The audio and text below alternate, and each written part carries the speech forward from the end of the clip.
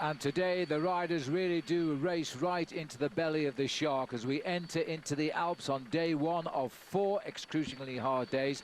We've had heavy rain already. It's gone clear at the moment. It's cool, 51 degrees Fahrenheit, light winds. It's going to stay mostly cloudy all day, but when they start climbing they will feel the chill air of the Alps today. No, they certainly will, Phil. Don't forget all of these images brought in high definition, and they really are quite stunning. Philippe Gilbert, the first man in our pictures today. Don't let me down today, Philippe. Stage 1 winner, yes, and he did it Les Alouettes, the same day that Alberto lost the time he's still looking for as we now go into the 16th day of the Tour de France. There's a Griffon vulture flying here over the Alps, so they really are spreading their wings now because they were released in the Pyrenees, but they're moving right around. Well, it has been an incredible opening couple of hours. In the first hour of racing today, they did 51.4 kilometers an hour, 32 miles an hour. They have attacked after attack, and they still haven't broken the spirit of the peloton. So today, for a change, instead of you joining our live pictures with a breakaway settling into about 5 minutes lead, we're just going to see how it develops here. Well, we hope to see how it develops. Very often we've seen at the Tour de France the breakaway has gone in the first 3 or 4 kilometers, but today is probably the last chance for many of 14 teams to get themselves an individual stage victory at the Tour de France, which is why, Phil, I think it's been so long and so hard before the breakaway is actually formed. Well, we're going to see some beautiful pictures and some wild rivers coming down through the Alps today. As we watch here, Andy Schleck, first chance to see him settling back in after the second rest day. The pressure's on him now. He's a very, very popular rider in France. The white jersey on the new climbing sensation from Team Sky, Rigoberto Urán, sitting on his wheel there. Andy Schleck, I don't think we'll see any move at all today, Phil, from the big contenders. Maybe tomorrow we might see something coming from someone like Alberto Contador here wearing number 1. But I think they'll stack it all up until we go up to the final 2 mountaintop finishes. The summit of the Col du Galibier, and then the day after that, the famed Alpe d'Huez summit. So the peloton now racing towards their first destiny of the Alps. They climb the Col de Mans with 11 kilometers to go. They'll pass through the city of Gap, not through the finishing line, but just nearby. Then they'll do a big circuit of about 23 kilometers, including the last 11 at the Col de Mans. And we get up to that second category climb. The green S is the sprint point today. It comes with 45 kilometers to go. And as you can see, we're steadily going uphill now. Julian Dean on the front for Garmin Cervelo, looking again for the breakaway. 51.2 kilometers an hour, the average speed for the first hour of the race, which is just inside of 32 miles an hour. Now, the breakaway is slowly easing up. You've got to attack and counter-attack until sooner or later the decision is made not to chase, and they're away. And they're waiting to get the right combination of riders in the lead. This is Leonardo Duque trying to force the front end of the main field to shatter, and it's this repetitive nature of these breakaways. Eventually, when the right combination forms at the front, the main field, all of a sudden they say, okay, well, we've had enough banging against the wall for the moment, so we'll let them go and try and pull them back a little later on. There's a nice study of the super domestique at work. This is Brian Van Borg here, the teammate of Alberto Contador. He's been to the car. He's got a drinking bottle for every member of the team. They've still got all 9 men in Saxo Bank going towards the finish.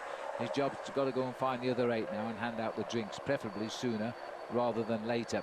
But you know, they'll keep on attacking till something happens. The difficulty is reading the right move. There's only so many times you can attack from that peloton, so you've just got to hope that you hit the one that goes. To say goodbye to the department of the Drôme now, which is where the riders spent the rest day, and I must say that department using a lot of towns inside the department to entertain the riders over the rest day yesterday. They finally made their start from Saint-Paul Trois Châteaux. Now we're going to enter the department of the High Alps for the rest of the day. There's the peloton, and it looks as though it's concertining all back together again. This is going to be an amazing day of racing. We'll see you all back here in just a moment. And now we're back with the Tour de France, and this hard-working little group we saw before the commercial break is swollen now, Paul, to 12 riders, but really the peloton is just around the corner. Yeah, they haven't laid down arms just yet, but this might be a good point for the breakaway to get clear, Phil, because they're going to go through the feeding station, and with the chaos that sometimes happens when you come through the feeding station, it could be a chance for that breakaway to consolidate. Now, we've got some names in it. We've seen Marco Mercato of Vacances Soleil, Jeremy Roy, our favourite, who did so well in the Pyrenees, rider for FDJ. He was the man that came up to the back of rider Hejidal, who is still here. That's Roy, second wheel. This is Mercato in the front. And I think we've got two riders from Sky here.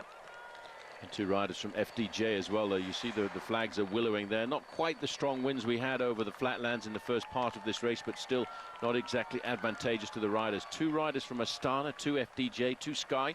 There's Christian Knies, and the other rider in there is Edvald Bosenhagen. But again, two or three riders scrambling to try and get across, and not surprising at all to see a rider from Euskaltel.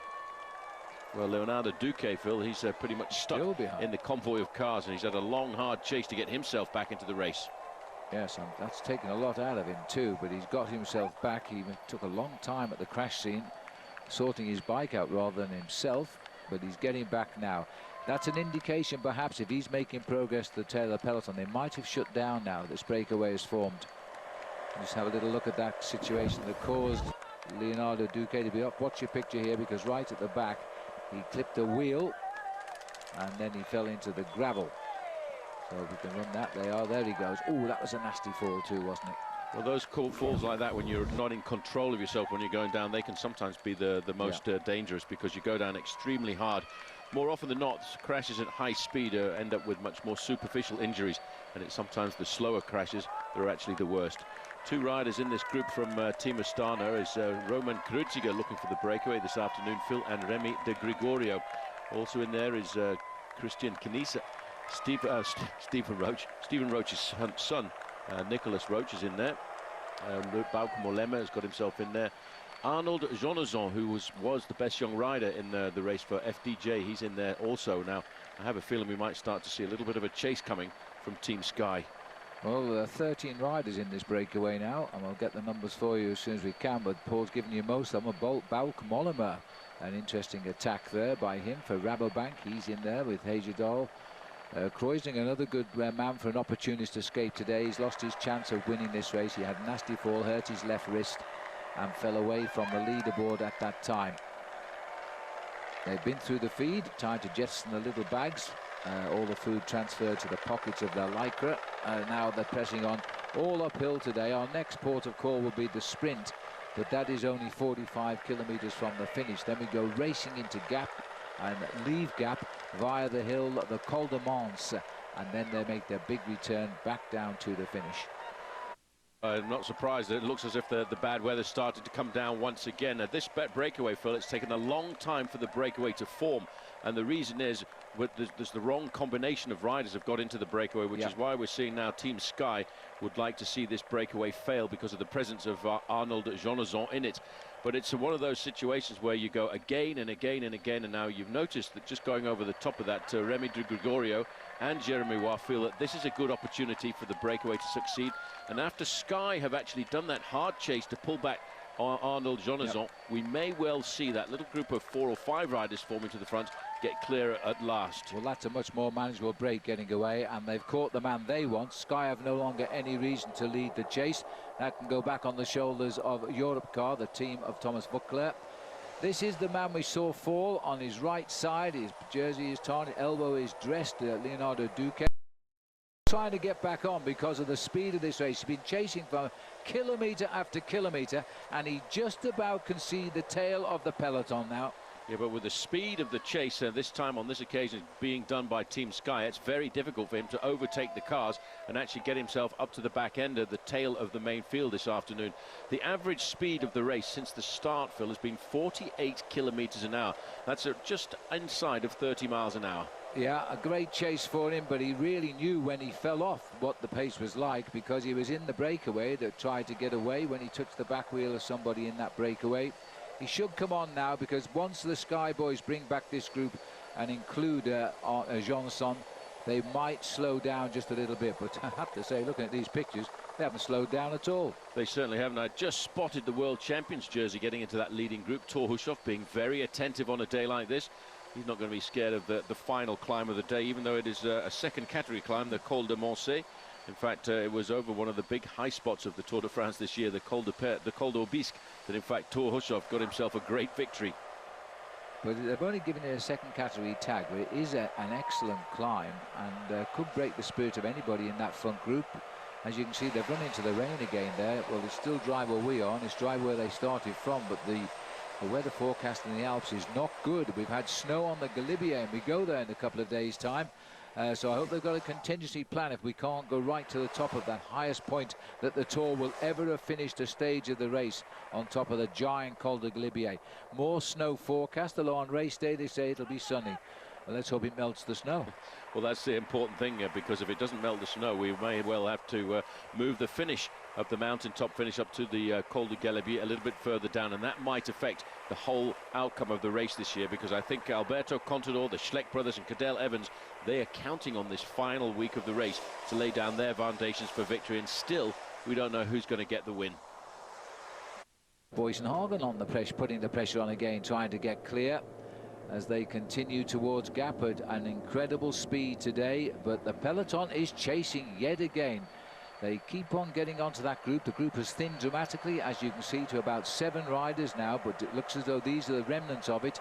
Jeremy Roy in the white is still here. Now Rojas is still up here. He's the rider that HTC will want, because he sits second overall in the green jersey points classification. They won't let him go. So we just got 6 riders left, Paul. It's about to be swept up. That's the breakaway is split at the minute. And with Rojas in that lead and lying so high up in the green jersey competition, what is he, a few 37 points behind Mark Cavendish. He would get 20 if he were to win the sprint down at the finishing town of Vennes. So they've got to chase this down, HTC themselves. They absolutely do, because there are 20 points available at that sprint point at the small town of Vennes. And for the sprinters, they don't really have too many chances, Phil, over the next few days to get themselves any points at all, because most of these races now, as we go down towards Paris, are going to be in the high mountains. Well, we're racing the Vallée du Brèche here, which is actually 55 miles long. So it's a deep valley, and the riders charging through it. It is a valley and great roads, as you can see, but they continue to climb steadily today.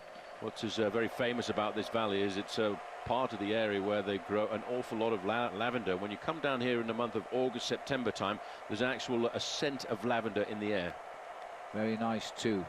This is the breakaway. They've split up twice and they're still anxious to keep it going. Boysenhagen's looking around, see who's going to help him out. But the peloton, look, they're right behind them.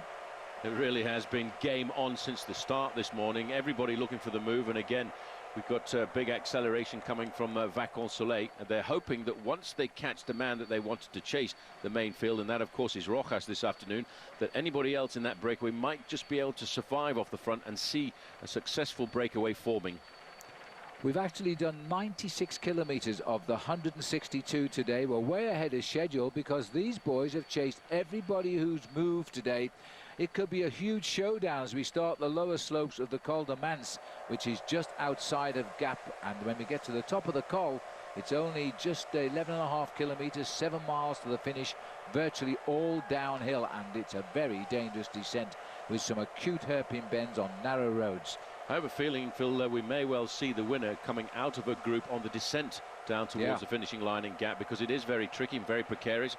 And watch out for Thomas Voeckler, because he is a very good descender, and he might try and take advantage of that descent to get himself a little bit more time, I should say, over the rest of the other contenders. Well, that would be considered a really cheeky move, but even so, he is a tremendous descender, and 1 or 2 riders are. Another one, of course, is Philippe Gilbert, can go down. This is Juan Antonio Fletcher now.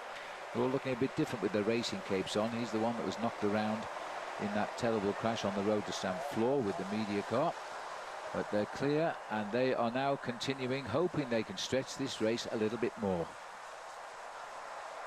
Absolutely amazing this. Don't forget, you can follow along with us on NBCSports.com, and it is well worth doing that. You'll learn a lot of things there that we don't always have time to explain to you on the television screen. As the Tour de France continues, we've just gone through the town of Monclou. We were actually due in Monclou at 29 minutes past 3. We're now more than 20 minutes ahead of the fastest time because they just keep on attacking. and this is the way they're going in. The roads are wet here, but there's no dangers as far as descents go on this particular stretch of road, and we're gently climbing into the high Alps now. And when we get to Gap, we will descend into Gap and climb out of Gap, and then a real tricky descent back into Gap at the end. So these boys flying along today, as I say, we're now 20 minutes ahead of the fastest expected time. Well, it looks as though we've raced a little bit out of the rain clouds for the moment now. The peloton in beautiful country. Now, is this where we grow the lavender, Paul? We're getting out in the summer now. This is the area where lavender is extremely prolific, and it's a very nice scent to the air in the latter part of the year, around about August and September, when it is being cultivated and harvested. This is the breakaway at the moment as they continue. Oh, these are the three chasers now we switch to, with Mollema, Dumoulin and Jean de Boz. They're 5 kilometres out from the sprint. The first 15 riders get points, so they're in the hunt for points in that green jersey competition. I think that means there's only going to be 2 points left in the peloton and 2 places. But nonetheless, I think Cavendish will go for them. I think you'll have a look and see what JJ Rojas is going to do in that sprint, Phil, because for 2 points and 1 point, I wonder if it's really worth taking the risk of having an accident. But if Mark Cavendish starts to see his Spanish challenger going for those 2 points, he'll take him on. I think he'll take him on. Yeah. It's provided a lot of interest, this one sprint point every day for bigger points than normal. We used to have 3 for very small allowance of points. And we did have some mail in saying, would Mark Cavendish still be wearing the green jersey if we'd had the old system? Well, you can't answer that, really, can you? No, it's impossible, but I think the fact that he already won himself 4 stages of the Tour de France this year, he'd be pretty close to the top end of the leaderboard. And of course, the sprints out on the course have not had that much an effect on the overall standings, because almost every day there's been a breakaway clear when the 20 points have been awarded. Well, the peloton now just under the escort of the men in green here for the man in yellow. Europe car just setting a steady place. The pressure is gone. We've done 14.6 kilometres. We've got 47.8 still to go to the finish, and the gap has shot up to 5 minutes plus. They may have read it right, but it took an awful long time to get those riders away today. And the chasing group, by the way, they may as well wait for the peloton, because they're now over 2 minutes behind the leaders. Yeah, the 2 best riders in this group are Ryder Hagedal, 55. He starts the day 25 minutes behind, and Tony Martin, HTC, he starts the day 28 minutes in arrears. All of the other riders, Phil, have lost themselves almost an hour and more. The farmers of the region again coming out to organise and advertise their wares. La qualité naturellement, the quality of natural, quality naturally. Of all those projects made in the fields, I don't know whether you make a sheep or a cow, but anyway, they're definitely in there. There's a nice view from the helicopter camera. It's flying about 1,500 feet above the riders here, always off to the right or left of them. The rotor blades affect the downdraft, of course. They are moving into the last kilometre of the sprint now. We're into one of the 5 big cities in the Haute Alpine region, and they're into the last kilometre. So they're racing here for 20 points in the green jersey competition, but a look at the names. Thor Hushovd will try to take this one out. He's about 4th in the competition. He is, but he's got 190 points to Mark Cavendish's 319 points, so there's a big difference. And the last time Thor Hushovd got himself into a breakaway, he didn't actually go for the sprint points, and that was on the stage on the road down into Lourdes. Maybe today, as we're coming down to the last week of the Tour de France, he'll have a crack at getting himself some points here. Yes, he'll put them in the bag. He's twice won the green jersey. The only Norwegian cyclist to win that green jersey, but right now it's Mark Cavendish wearing green. He's hoping he could become the first British rider to win it. Barry Hoban in the 70s, he did ride well in this competition. Now, I remember him finishing 3rd, but I'm not absolutely sure he didn't finish 2nd in the green jersey competition. I think he did. Well, he was a former record holder for stage victories in the Tour de France before Mark Cavendish took over. He won 8 stages in the Tour over his career, and one of those stages, Phil, in fact, was not a sprint stage, it was a mountain stage, and it was into the Savoie, and I think he won himself a cow at the end. He won a big cow, that's right. So don't forget to log on to NBCSports.com/podium. Do it every day during the tour. You could be with us next year on the 2012 Tour de France, a Cervelo S5 bike. You also win a clean bottle and Giro helmet, and today's code word is descent. Well, we're 1 kilometre to go now. These are the leading 10. It might be the break of the day. It took an awful long time to get it away. Nearly 6 minutes. They're up now. Mark Cavendish can breathe a sigh of relief because they got back the break that contained Rojas, the man nearest him in that green jersey competition. And these 10 riders will get the most points, but there will be 2 points from the peloton. So Cavendish will watch, we think, what Rojas is doing. He may have to take him on, even though it's for the very minor placings. It's a battle for the sprinters. Over the next week, the sprinters have almost nothing to do with the overall standings on the race, and they have to survive in the mountains. They'll drag their bodies over, and as we've seen Mark Cavendish say, Phil, he has to count on his teammates to get him through the mountain stages. Well, are they going to sprint or aren't they? Watch out for the man in the rainbow stripes, because that's Thor Hushovd. He is 4th in the competition, but he's a long way behind the points total of Mark Cavendish and indeed Jose Rojas. Ryder Heyerdahl flexing his legs there, number 55, and Thor is moving up towards the front.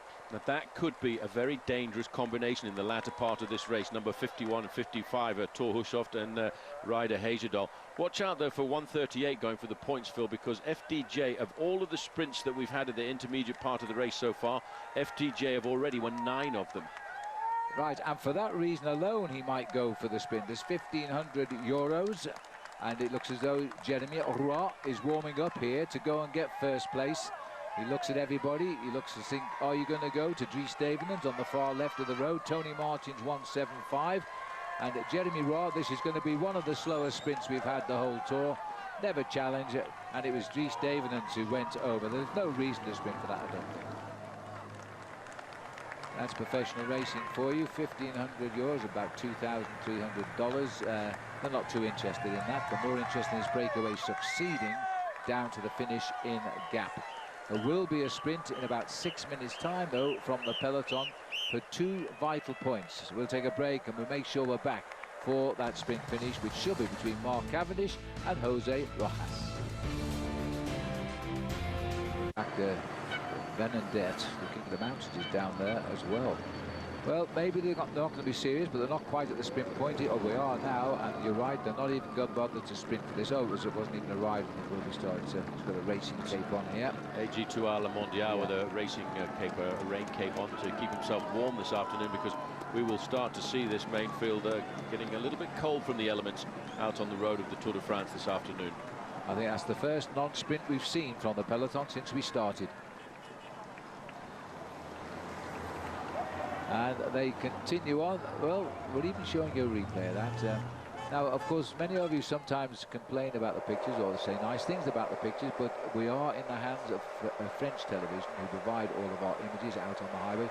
Can you imagine the carnage if everybody that had live coverage wanted their own camera on the road amongst the riders? So it's a general camera which everybody receives the same picture. So sometimes when you think the camera work isn't what you think it should be, don't blame us. But we're doing our best. Now we've got problems for Euskaltel here. Flat tyre at the back for somebody, but now he's got his racing cape on. Not too sure who it is. I think it might be Izagir here. We've also got spots on the camera lens. Anyway, he's up and running. It looks like it might be Izagir. And the convoy's still there.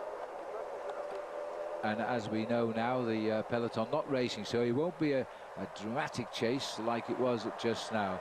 Yeah, it is Izagir who punctured there. After, as we're just looking at one rider from Katusha here, they've swept up those 3 chasers in the peloton. And this is another attack. All of a sudden, the peloton has started to step it up. They're around about 6:17 the gap. Maybe they're not too happy now. We've seen Cadel Evans being brought up to the front by his BMC racing team, his American squad that look after him, and put him in a safe position at the front, because these roads will be a little bit slippery right now. The Katusha rider sitting just off the front of the break is Ignatiev, Mikhail Ignatiev. And there are the BMC boys now with Cadel Evans in their slipstream. It's the old tactic, keep the leaders out of trouble. You never know now in conditions like this when something goes horribly wrong. The same for Voigtler there. He's also moved up. Well, a lot of the teams now are getting this organisation. They want to make sure they get to the final climb of the day in a good position, because after all, it still is a point where somebody might try and take an advantage. This is Mikhail Ignatiev, who's got about a 10-metre advantage on the peloton, but they're not panicking. It looks like Thor Hushovd on the front of the chasing group, getting down into that very low tuck position to pull them all together before the final climb of the day. Well, this is the back streets of the city of Gap now, the finishing city today, but they won't see the finishing line. They've got to go straight through the city and out and onto the slopes of the Col de Mans. This race is far from done today, especially if these conditions keep like this, because they are treacherous and the descent is narrow and twisting, and the worst scenario is it rains coming down. Thor Hushovd on the climb of the Col de Mans now. It's just started. It's 9.5 kilometers long, takes it up to 1,268 meters. Not a terribly steep gradient, 5.2%, but they're going to ride it pretty quickly. Once we hit the top, we have just 11.5 kilometers to rate, and immediately attacked by Ignatiev again. Well, Ignatiev, one of the riders from Team Katusha, a fully fledged Russian squad here at the Tour de France. They're down a few men too, because they've lost 4 men along the road. There's only 5 riders left. Vladimir Karpich, their leader, also doesn't really seem to be having a great tour this year. Second tour for Ignatiev. He's looking now at 9 kilometers to go to the summit. So as he starts his move, he tried it once, they nullified it. He's the national time trial champion of Russia. Just won that championship before this event began. So he's good alone against the clock. So he's got the ability to hold them off, possibly. See how well he climbs. Well, it's Tony Martin setting the tempo there, followed by Marco Mercato. And Thor Hushovd decided to take up 10th position just at the back. Drop to the back there for the moment. Take a look at the face here. The 26-year-old Russian has won 11 races in his career, this man, as he now tries to get clear and get what would be his first ever Tour de France stage win at 2 attempts. He finished 100. Watching here, Mikhail Ignatiev. He's about to be joined, and it looks as though there's only one man chasing him now. It'll be Dries Devenens who's coming up on him. The peloton are roaring into town. They will be starting the climb, but look at the split at the top as well. We've got one man ahead, and it's BMC, by the way, who's leading the charge across the streets of Gap. Well, it's all about this climb now, and I'm surprised that apart from Devenens, nobody else has actually made an effort. Thor Hushovd still looking pretty comfortable, sitting on the wheel there of Tony Martin. So the main field now about to start that climb themselves proper. BMC Racing have got Cadel Evans in an ideal position once again. Evans just taking off his raincoat. He'll pass that over to one of his teammates. More than likely, it'll go to George Hincapie in 4th place. Anybody to get it in their back pocket away. But I wonder if Evans has a plan here to try and take advantage where they may not have expected an attack. He's a very good descender, is Cadel Evans. If he gets away up the hill, they won't see him till the finish. And that'll be a few very, very valuable seconds in the bank. Well, Alan Perez right back into the group, and that was because he just could not stick with the tempo set by Dries Devenens. No, Devenens has gone up to the leader, I think. The 2 in the front now. Thor Hushovd still riding very steadily. He's still got the 2 leaders in his sights. He knows if he can just keep them pretty close, he'll take 1 or 2 risks perhaps on the way down to the finishing line. Here is Ignatiev off in search of his 12th career professional win. Yep, that's what he's looking for this afternoon. Devenens looking for his 2nd professional win, and this is David Moncoutier slipping backwards. Obviously not enjoying the cold weather here this afternoon, but one team that is starting to look extremely solid as we go into the last week of the Tour is BMC. This is Marcus Burghardt on the front, a man who in the past was a winner of the Gent-Wevelgem single-day classic.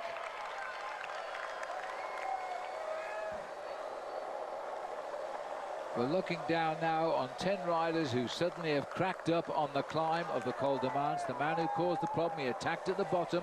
This is him, Ignatiev of Russia in the Katusha squad.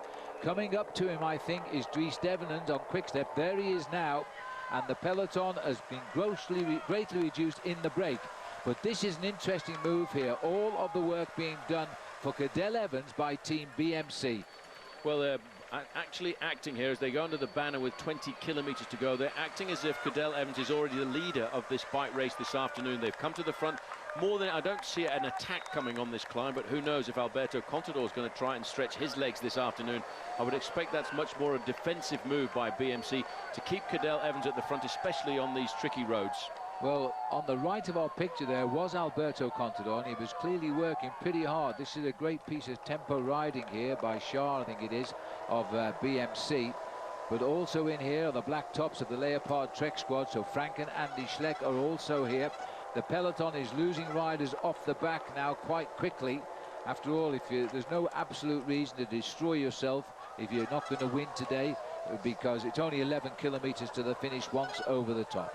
Andre Greipel sitting up there with his raincoat on, munching on probably an energy bar. For these guys, they've just given up the ghost. They know that they're inside of the time limit on a day like today. They're leaving it up to the heads of state to battle it out towards the finish. Andy Schleck moving up there into 4th position in the black and white jersey of Leopard Trek. But it is incredibly surprising here. Michael Shaw, the Swiss rider, on the front, pacing his team leader, Cadel Evans, right on the front there. Evans might take a chance going down the hill. There are seconds to be gained on this very tricky drop-off. We feel as though somebody will try it, but let's hope they don't push it too hard. It is a very, very dangerous descent into finish in gap. Very clever tactical maneuver there, Phil, by rider Hejerdal, that they're not chasing full on to try and pull back Mikhail Ignatiev, who actually hasn't been joined yet by Davenins. It looked as if Davenins couldn't quite get himself across the gap. But now the situation is rider Hejerdal is just setting a tempo. He's got Thor Hushovd in his wheel, and he will ride tempo up that climb to make sure that Thor Hushovd is not distanced. And then once they get over the top, over the summit of the climb, they will go hell for leather down the descent. Absolutely right. And Hushovd sitting there, second wheel, relying heavily on the Canadian to nurse him up this climb and then release him to chase down the leaders on the drop into town. Sounds easy. You might just have noticed that little flick of his hand there. He was actually changing it onto the big chainring. He's powering a massive gear now as he closes down the final 1 or 2 meters to the back wheel of Ignatiev. Well, he's done what Dries Devenins tried to do, and he did it over about 4 kilometers. Hejerdal has just done it quite easily. He could be going on here, and this is an outstanding performance by the 30-year-old Canadian. As he comes up now, is he still going good enough to break the will of Ignatiev? He's taken his slipstream now. His teammates, Hejerdal's teammate Hushovd in the centre there, will try to slow them all down here. There's no more reaction going to come from him. And don't forget the background of rider Hejerdal either, Phil, because he came to the road cycling side of the sport having been a very accomplished mountain biker, and he will be able to go down this hill exceptionally well, and he could, in fact, consolidate his advantage. So the man from Vancouver flying the Canadian flag this time. It looks as though Ignatiev is not going to be easy to dispatch. He's got into his slipstream, but he'll just keep the pressure on there for the moment and just see what happens. It's a good situation, as I said, Phil, for Garmin Savella, because having Thor Hushovd there, these guys are trying to wonder now, what do we do? Do we drag Thor Hushovd back up to rider Hejerdal and then he beats us in the sprint anyway, or do we wait and try and jump him before we get to the top of the climb? Hincapie over on the right-hand side looking very concentrated. His job in hand today is to look after Cadel Evans. A good shot there also of Andy Schleck, and his face looked extremely concentrated there. He had 3 teammates around him. Moving up the climb, it is pretty grim weather out there on the climb of the Col de Mans. It's higher up than where we are. We're down in the valley in Gap, and we haven't got the rain at the moment in the finishing line, so they might come back to dry conditions. Well, Hejerdal is prizing that gap open now, Phil. It's up to 26 seconds. He looks over his shoulder to judge what the gap is. Well, I think I've just seen Boyson Hagen go from the peloton. We'll check that up if we can. They're going up to 15 kilometers to go. Thor Hushovd has countered the move as well. So Edouard Boyson Hagen, the Team Sky, has gone, and look at this. Contador has suddenly hit. This is a big test now. Contador has launched an attack, and they wouldn't have been expecting this. They would not have expected a move to come so early on before we get to the big high mountains. This is how it happened. He was sitting in about 10th or 12th position. He could feel a slight kick in the gradient coming around that corner, and they're going to have to respond to this one. Look at the panic. Fabian Cancellara on his wheel. Cadel Evans, Alberto Contador, Phil. He was down in the first week. He was down in the second week. He's now back. He's got to get time back, but I would never have thought he was going to choose today, and I bet the other riders didn't either. Now, this is a real slap in the face to the leaders of the Tour. Have counted this man out, and Thomas Voigtler there fighting for his yellow jersey is countering as well, and he's coming across to the chase group. The man who's surprising me is Fabian Cancellara, who's still here on a climb and trying to drive across Frank and Andy Schleck and Cadel Evans. Well, they put down a little bit, as you see, Thomas Voigtler scrambling across the gap. They've got rid of Ivan Basso and Sammy Sanchez, so this is a big move this afternoon. I just noticed the orange jersey of Sanchez. He sees this as being extremely dangerous. They've got to chase. If they get away and they have to take risks down the other side, that would be terrible. And let's go back quickly to the front, because at the front, Hejerdal is getting away too. He's breaking from Ignatieff. Sanchez has come forward. His golden helmet of Olympic champion makes him very easy to pick out. There he is on the head of the race. He's now countered the move of these others. Well, Contador has really lit the touch paper now, and everybody's throwing a hat in the ring. Well, those are the guys that we're looking at, the top 6 guys in the overall standings. They're battling it out. Thomas Voeckler has seen this, and he is still accompanying the heads of state, the men who we talked about as the pre-tour favourites. Andy Schleck sees this as an opportunity to open up a little bit more time, but Voeckler is a man possessed. He is riding incredibly well, and I wonder if they realise now they may well have made a little mistake in not trying to get rid of Thomas Voeckler. Andy Schleck goes over the top. Schleck is also excited now. He's trying to do it. You know, I don't think they can get rid of him. Contador is not really showing any signs of injury anymore. Schleck has tried many times to rid himself of Contador.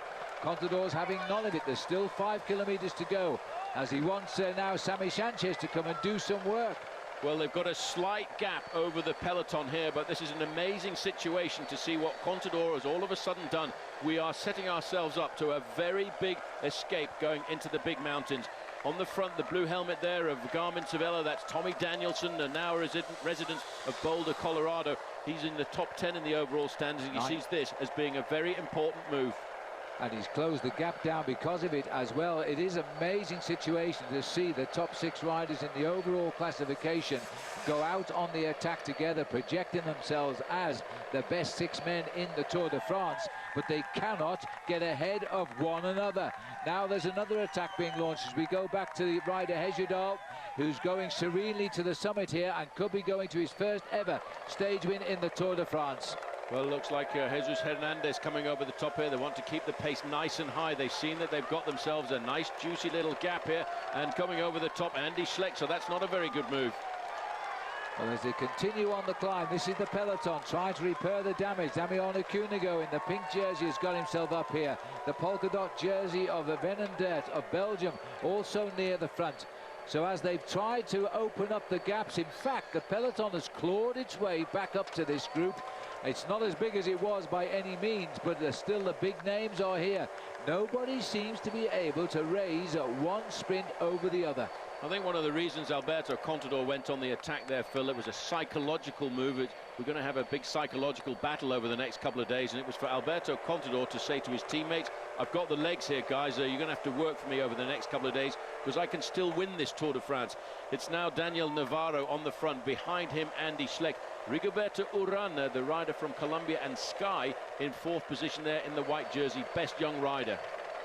Well, I wonder if Cadel Evans was expecting that move, because he used his teammates to ride near the front and was ready for it when he came as we head up towards the summit. This is one sprint after another. Hernandez again goes up there. Remember, up front, Reijer Hejjedal, the Canadian, is free to fly just at the moment. He's looking for the top of the climb. He's a couple of kilometres still to go up to the summit. And Christian van der Velde, the other American, has got himself into this front group as well. He sat at the back of the leading group. But is this going to be another great day out for Garmin Cervelo? Well, from the front, this looks like Arnaud Jonassen. He's looking to try and get himself a little bit more time back in the best young rider competition. There will be a reaction to that. And again, there's another attack coming off the front end of the peloton, and it's Garmin Cervelo's Tommy Danielson. Well, if Johnson attacks, then Sky must try and control this for Rigoberto Urán. Again, this man wants his white jersey back. He's under 15 kilometres to go, and he's moving very quickly away here, and there is a counter-attack coming from Garmin Cervelo at the moment. It could be Tommy Danielson who's trying to get across the gap. Now, that they may not react too much to Tom Danielson at the moment. The infight will continue. A chance here for Tommy Danielson to improve his overall position. As we look now at the leader here, the Canadian rider Hejjedal is looking for the top of the Col de Mans. Once over the top, it's 11.5 kilometres downhill to the finish. A very, very precarious descent too in this race. And the two chasers here, Edvald Boysenhagen of Team Sky and the world champion Thor Hushovd, they are inside 1 kilometre. This is Johnson. Well, Tommy Danielson trying to get himself across the gap, but the man doing the damage from the breakaway is Ryder Heyerdahl, the Canadian rider. It doesn't really matter whether or not he goes over the top on his own in the front or whether he gets caught by his teammate behind. But I'd noticed that Thor Hushovd is doing nothing at all to assist Edward Boasson-Hagen in the black and white jersey there of Team Sky.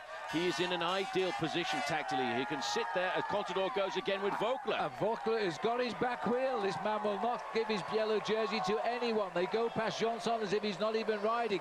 Quick reaction from Andy Schleck as they come up towards the group again now.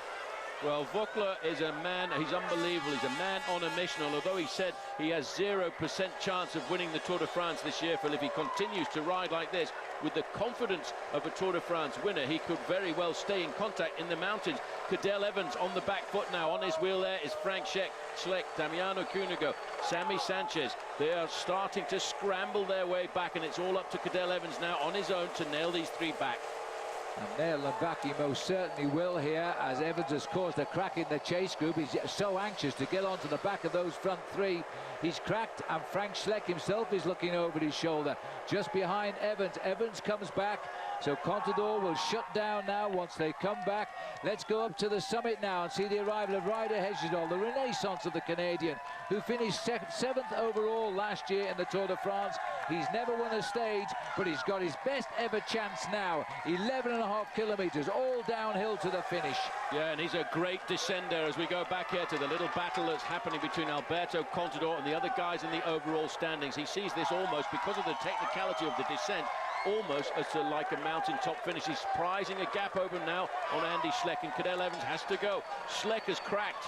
Schleck has cracked, and Cadel Evans most certainly has not. He's catapulting himself up to the side of Alberto Contador.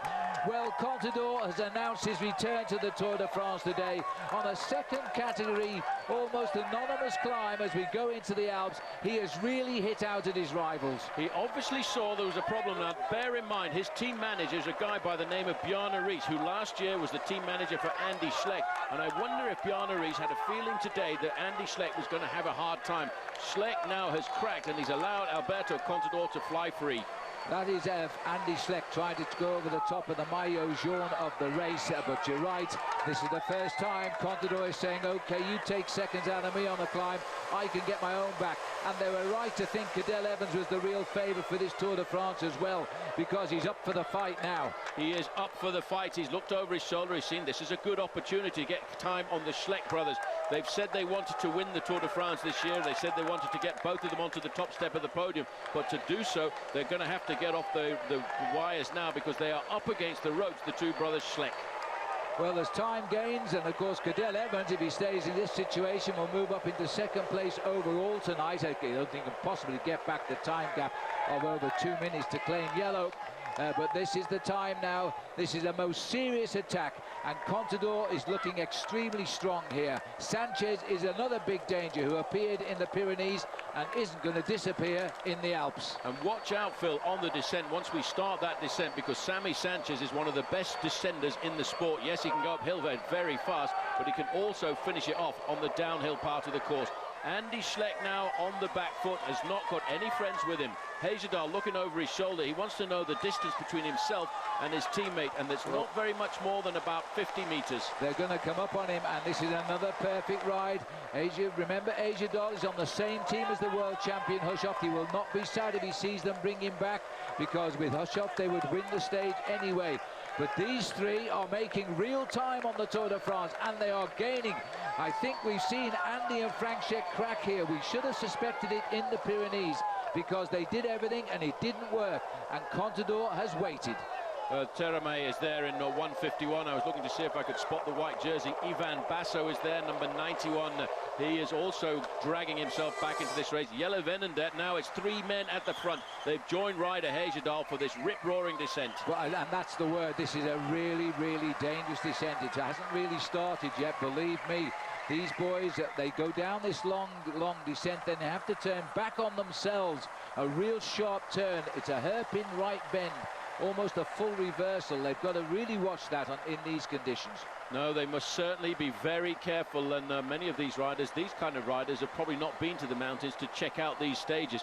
Or the overall favourites, most of them probably have done and ridden a lot of these courses. Alberto Contador's going again, and Evans forced to respond. Yes, but I think forced is the wrong word. He doesn't seem to be under any pressure at all. He's just out of the saddle and quickly gets up there. Sanchez, again, the danger, having no problem to go with Cadel Evans. And remember, these attacks are taking them second by second ahead of Andy and Frank Schleck, and of course the yellow jersey of Voigtler. Contador wants a little bit of his 1 minute 40 seconds. He is behind the real stars of this year's Tour de France. Well, it's Frank Schleck now doing the pacemaking for his brother. He saw that Andy was in difficulty, so he's thrown caution to the wind. He did say just yesterday, if it's a question of having to sacrifice my high position in the Tour de France for my brother Andy, I will certainly go down that route, and today he is doing it. Contador needs to get 45 seconds to gain a place overall in the general classification, and that would take him over Ivan Basso. And it looks as though we've got another attack now going from the peloton. That's Reim Terame. He's looking for a few seconds if he can, because he's in second place in the Best Young Rider competition. But Rigoberto Urán was looking very comfortable in the group with Rob Thomas Voigtler. I tell you what, Paul, now we've got Boyson Hagen up there as well. It's going to be a difficult situation, because he also can sprint and he's a strong rider. They're over the summit now, as I don't think they can bridge to the leaders. That's impossible, but they can certainly do what they're trying to do. It's make real time over the Schleck brothers and, of course, the yellow jersey of Voigtler. Well, Voigtler is watching the Schlecks. He knows he has to play a very clever tactical game. He starts the day with 1 minute and 49 seconds ahead of Frank Schleck, but he's also got a big buffer of 2:06 ahead of Cadel Evans. So at the moment, the Contador group is 18 seconds ahead of the Schleck group. There'll be no improvement in his position overall tonight if it were to stay like that, but he would have closed down a little bit on time. Well, the three-man leading group will be complicated. Hushovd, Heyerdahl must be very well. They're in a good situation tactically, but Boasson Hagen is the youngster. He's the kid on the way up. Nobody knows how much talent this guy has got hidden inside himself and how phenomenal he can be when it comes down to winning stages. 5:05 back to the peloton, but the race has really lit up now. The champion of Belgium, Philippe Gilbert, back in the pack at the moment and out of the hunt as these boys now race for real time at the front. They're turning right. This is the descent they're beginning now from the top of the Col de Mans. The others are on it, and as we catch up with them, these are the three leaders, and it looks as though we've got another attack from rider Heyerdahl. He's flying down this mountain. Well, Heyerdahl, great mountain biking background for him, and he knows that if he wants to win the stage here this afternoon, Phil, he's got to get away from these two guys, and Thor Hushovd won't chase him. He certainly will not, because Hushovd here is the teammate of Heyerdahl, and Heyerdahl may have the skill to master the roads. Looking there at the moment, the roads look miraculously dry on the descent, which they weren't on the way up. So the cloud has gone over the top of the Col de Mans. So these guys now have got 30 seconds over the peloton. These are the men who are chasing and the men who are gaining real time. It's taken 16 days to break the spirit of the Schlecks, but Cadel Evans, Samuel Sanchez and Alberto Contador are clear for the first time in 16 days of the Tour de France.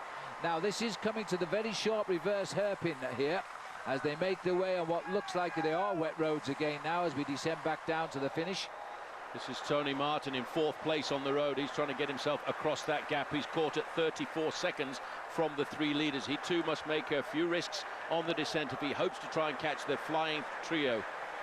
Well, this has been a most incredible day of racing. We are going to come into the finish at approximately 20 minutes quicker than was ever anticipated by the organisers today. Just got to be careful on these long, slippery, wet roads here. This is a really dangerous descent. I think they were lining up for a sharp bend, but our cameras have cut to the back here. Well, don't expect Cadel Evans to be scared going downhill. He's an incredible mountain biker. He won the World Cup mountain bike before coming across to the road side of the sport. And he knows how to go around corners fast, and he may well take advantage of this tricky descent to prize some time between himself and Alberto Contador. Looking like Andy Schleck himself hanging off the back of that peloton, not looking too happy with the way he was going down there. Cadel Evans, remember, twice a winner of the World Cup in mountain biking before he became a top pro roadman, is now driving on here. This is a chance to gain time, and this is on the day nobody would ever have thought they would have gained time. A second category mountain, the weather's done it, the high-speed racing. We're getting very close. That is the Boloki corner right there. They've come round it well.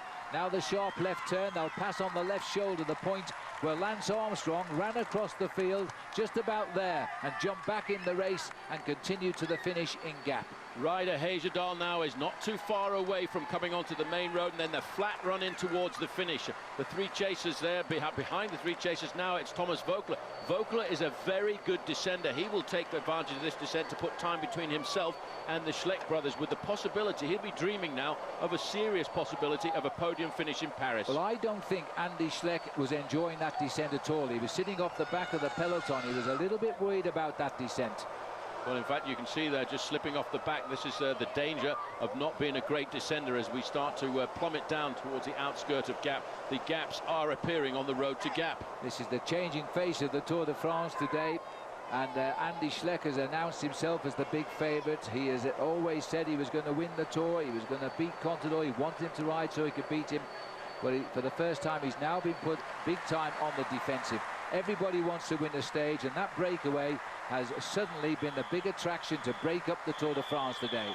They're on the flat road now. They're about 2.7 kilometres to go to the finish. A little move there by Thor Hushovd.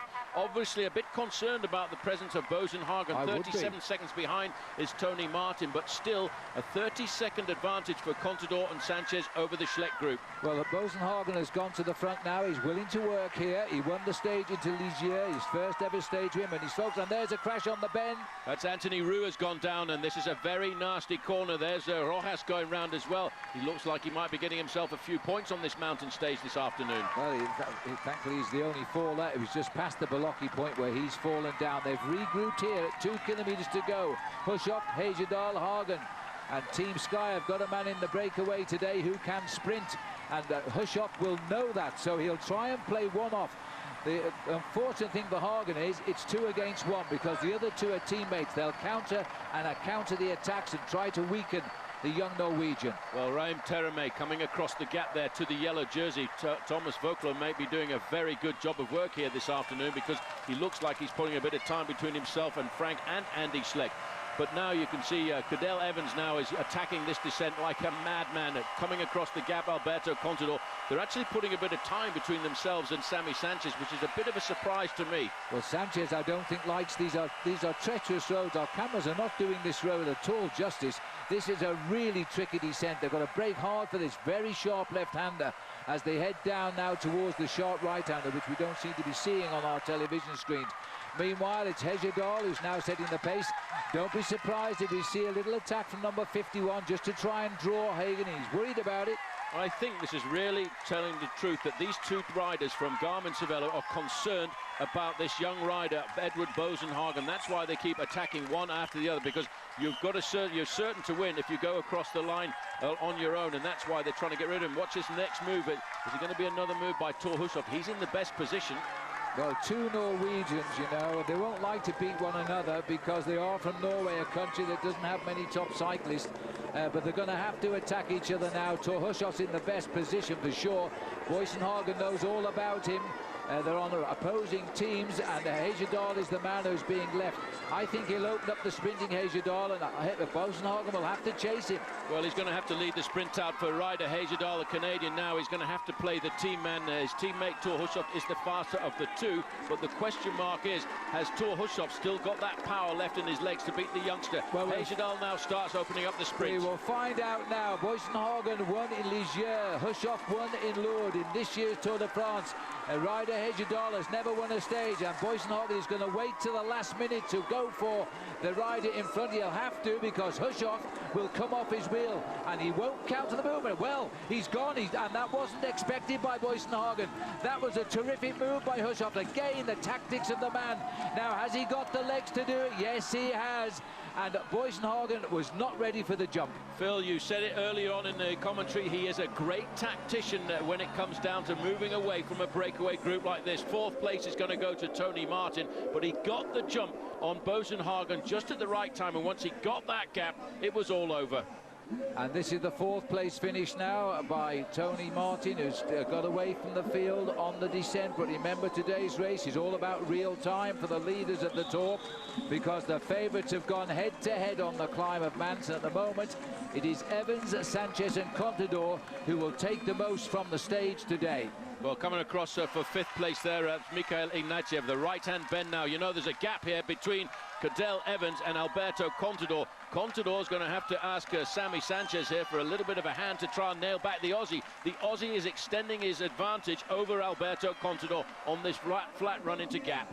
That's Ignatiev finishing down at the finishing line now, and the clock is counting, but we really want the clock to start when, if it is to be, Cadel Evans crosses the line.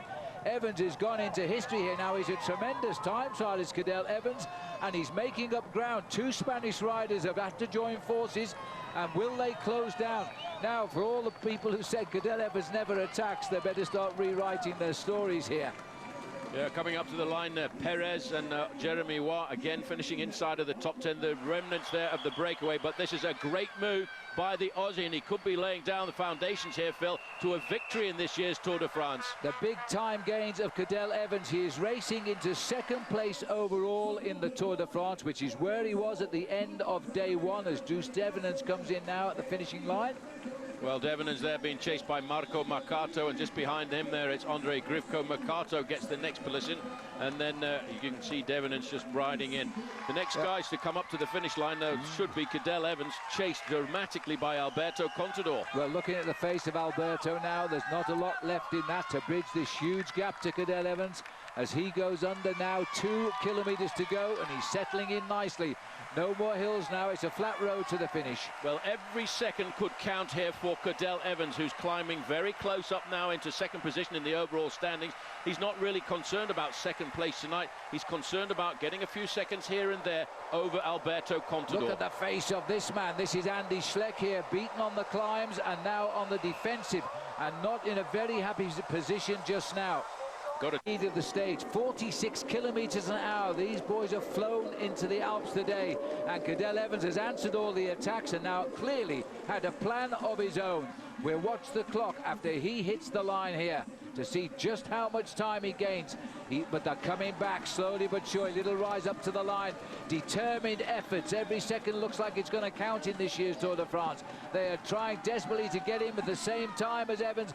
They won't quite do that. Paul Sherwin's got them at 5 seconds behind. Yeah, next man to come in, Thomas Voeckler. He's not going to lie down either. The big battle. These are the guys who are second and third in the standings for the green jersey competition. The big acceleration coming from Rojas. He won't get too many points on today's stage, but every point's going to count for him as Philippe Gilbert comes across him. And Gilbert takes him on there too, even for the minor placings. And in comes the maillot jaune. Now, was Andy Schleck in that group? He wasn't in that group. He's still coming in. So the yellow jersey has taken time again over Andy and Frank Schleck. He's lost a little bit of time to Contador, but he had 4 minutes in hand on him, so he's not too worried. Evans was at 2:06. Well, Tommy Danielson in this group, Ivan Basso. These are guys who've lost a little bit of time this afternoon on the stage when they probably didn't. Watch out for the Skyrider there too, because Geraint Thomas is going to be pretty dangerous in the next couple of years. Well, at the moment, Cadel Evans has picked up 22 seconds of his 2:06 deficit there on Thomas Voeckler, as this is every second counts again now for the group that's coming in. 5:31 as they cross the line. So, can you believe this? But they picked up 1 minute 7 seconds on Andy Schleck by Cadel Evans, and that is huge. Well, that's huge too, because Mark Cavendish is now coming into the finishing straight. The man who leads the points classification has actually got himself over the top of those climbs in a fairly good position this afternoon. Well, that is a great ride. Well done to Mark Cavendish today as he comes up the home straight, retains his green jersey to take it on day 2 tomorrow as we go into much higher Alps on the road for Italy. Gilbert got a couple of points. Rojas got a couple of points on. Not that many, Phil, because this is not a flat stage. There are less points available on the average mountain stages. So Mark Cavendish, yes, has lost a few points to Rojas and Philippe Gilbert, but he'll come out to fight another day. Yes, he never bothered to go for the 2 points he could have taken, but hats off to Rojas for getting over that mountain and scoring some points, as little as they were. But that was an incredible opportunist attack there by Cadel Evans today, all started by Contador. I think Evans had a plan to attack and Contador took it away from him. Quite possibly. He knew how precarious the descent was going to be. Cavendish coming in on a mountain stage. Yep, I know it's a very difficult one, but he's got a long, hard ride over the next few days. Let's not forget the man who won the stage, though, Thor Hushovd. He wasn't quite as fast, I don't think, in the sprint as Edvald Boasson-Hagen, but he knew exactly tactically how to beat the youngster to the line. Yes, and that is the 10th stage win for this man since he started winning stages at Bourg-en-Bresse back in 2002. 2 wins in the Tour, the 4th for Garmin Cervelo as well. They are having a fantastic Tour de France, the American setup. Yep, so you... Okay, well, let's have a look at the final results now of today's stage. A great day of racing. Thor Hushovd wins. Norway, with hardly any professional cyclists, go 1-2 in a stage of the Tour de France. Hejerdal of Canada is 3rd. Germany's Tony Martin got 4th. And Russia's Mikhail Ignatieff, who almost won the day with that late attack, was 5th. Alan Perez, Jeremy Waugh, Mark Carto, Devenant and Grifko were all in that 10-man breakaway. Now, the next times will be most interesting. Evans comes in 4:23 back, but Contador lost 3 seconds to him. So did Samuel Sanchez and Rojas and Gilbert. They were fighting. Let's see where Tommy Voigtler finished. He's finished in 18th, 4:44 back. He'll conserve his maillot jaune tonight, but the big loser today was Andy and Frank Schleck. They're not even in the first 25. Oh, Frank is. He's 22nd, 4:44. But where is Andy Schleck? See if we can show you anymore. They've done very well to get this far. Tommy Danielson's 28th. Basso is 30th, 5:17, but no sign on the results in the top 30 of Andy Schleck. What was his problem today? Well, of course, we'll take a break, and when you come back, we might have some answers to that. Certainly we'll have the prizes and all of the podiums. We'll also have the new overall standings, and they're going to make very interesting reading as we now go deep into the Alps from tomorrow. We'll see you back here in just a minute. Evans is the winner today, really. Well, as we look out across the snow-capped Alps, it's a case of welcoming you back to Sunny Gap now, where the sun has returned as soon as the riders cross the finishing line. And there are the Norwegian flags. They followed this tour since the Vendée 16 days ago. We're calling them the Norwegian Renter Crowd, and today they've been rewarded again with a 2nd stage win, and indeed a 1-2 for Norway, as Thor Hushovd gets his 2nd win of the Tour. He is living a dream now in the Tour de France. Started off with poor form, but it's that was in the early season, but now it's really turned it around. He won part of the team time trial, of course, when Garmin Cervelo won that. Now he's got himself 2 stage wins here in this event as well. He's won at Lourdes, and now he's won here in Gap. Voigtler keeps his lead for day 8. Cadel Evans is at 1:45, leaps over Frank Schleck and moves into 2nd. Andy Schleck is still in 4th place, but the gap of 3:03. He's lost a lot of time, most importantly, to Cadel Evans. That's a big gap for Cadel Evans there.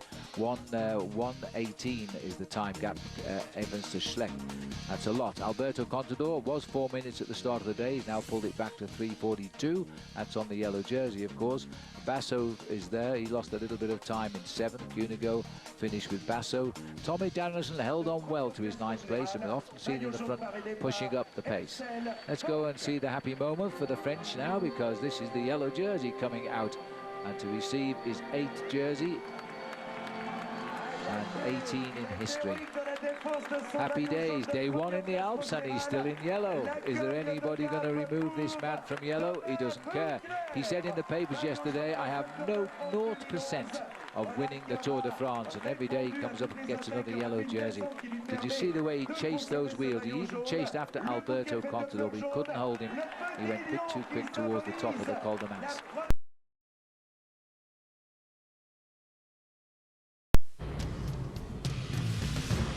Well, welcome to the roads of the Tour de France today. It is the most beautiful day, I think, since we started this Tour de France, which is now 17 days ago. 79 degrees Fahrenheit, light winds, forecast is sunny all of the way. And as we charge down the valley towards Italy today, all of the pictures, of course, as usual, coming to you in high definition. We're running alongside the Durance River here, which rises in the Alps and runs out down through the Rhone.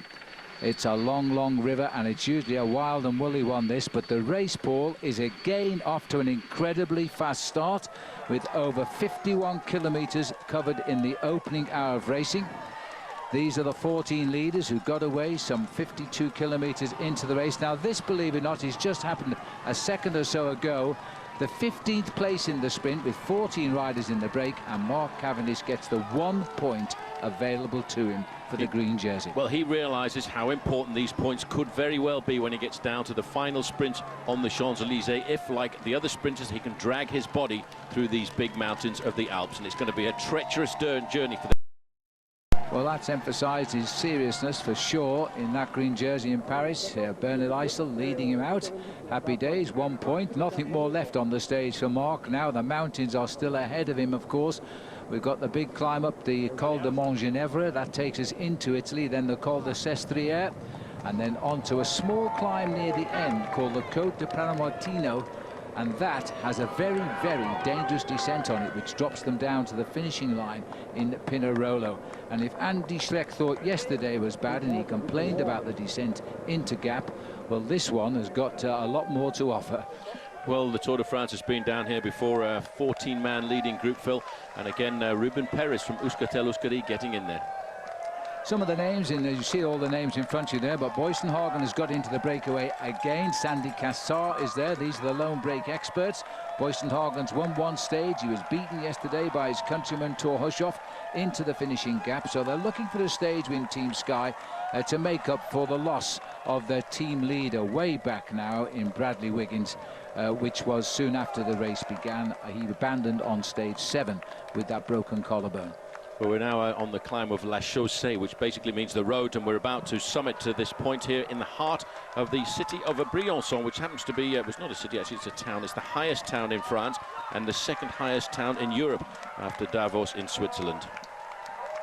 Well, we're now on to the third category climb, La Chaussée here. We're actually in Briançon now, and we finished up this hill once before in the old days. As we start the climb, we continue on today. It'll take us on to the slopes of Montgenèvre. They just come over the top. Sylvain Chavanel bringing the tempo over of the group. They've climbed it pretty regularly. It's actually a dead straight road, straight out the town centre, past the old city of Briançon, which is probably just on our right here. We're now heading up towards there's a memorial to Napoleon up on the top of Montgenèvre. It's the gateway to Italy now. Yeah, the Col of Montgenèvre climbs up to 1,860 metres in altitude, Phil. That's around about 5,500 feet. And I'm a little surprised it's only been given a second category climb, because it's a good 8 kilometres long. Yes, I am too. These are the riders out front. Sylvain Chavanel has had 3 stage wins. Sandy Cassar in history has had 3. And Boysenhagen got his first win in the Tour de France right here this year. He was kicking himself yesterday, having been beaten by his own teammate, by his own compatriot, Thor Hushoff, on the sprint to the line, because he knows situations like that do not happen very often throughout a career. But Thor Hushoff was the much cannier rider when he sprinted up to the line.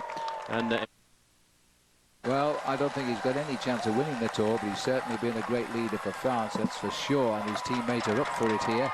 You've got a little view there of the climb up through Briançon. There's the old city to the right. As we now climb around, we're heading up the climb of Montgenèvre very shortly. But for the moment, the lead is a comfortable one.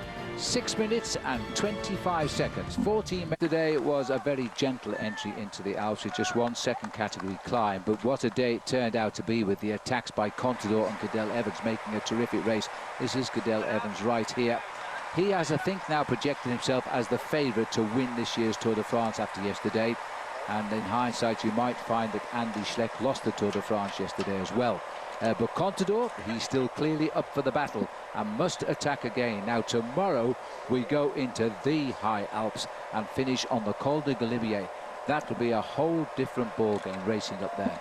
Just as we move away from Briançon, Phil, maybe a chance to remember that in 2007 the winner of the stage was Juan Mauricio Soler, who had a very nasty accident this year in the recent Tour of Switzerland, and apparently now he's been moved out of hospital and he's starting to react, and he in fact is talking again. He was in a prolonged coma, kept in that coma by the doctors because of concern over head injuries, and that's I think really good news starting to come through about Soler. Well, I know everybody's interested in his condition. It was an horrendous crash in the Tour de Suisse, and He's only just been able to speak, and he now is actually recognizing people, and he has been moved to a hospital in Pamplona in Spain.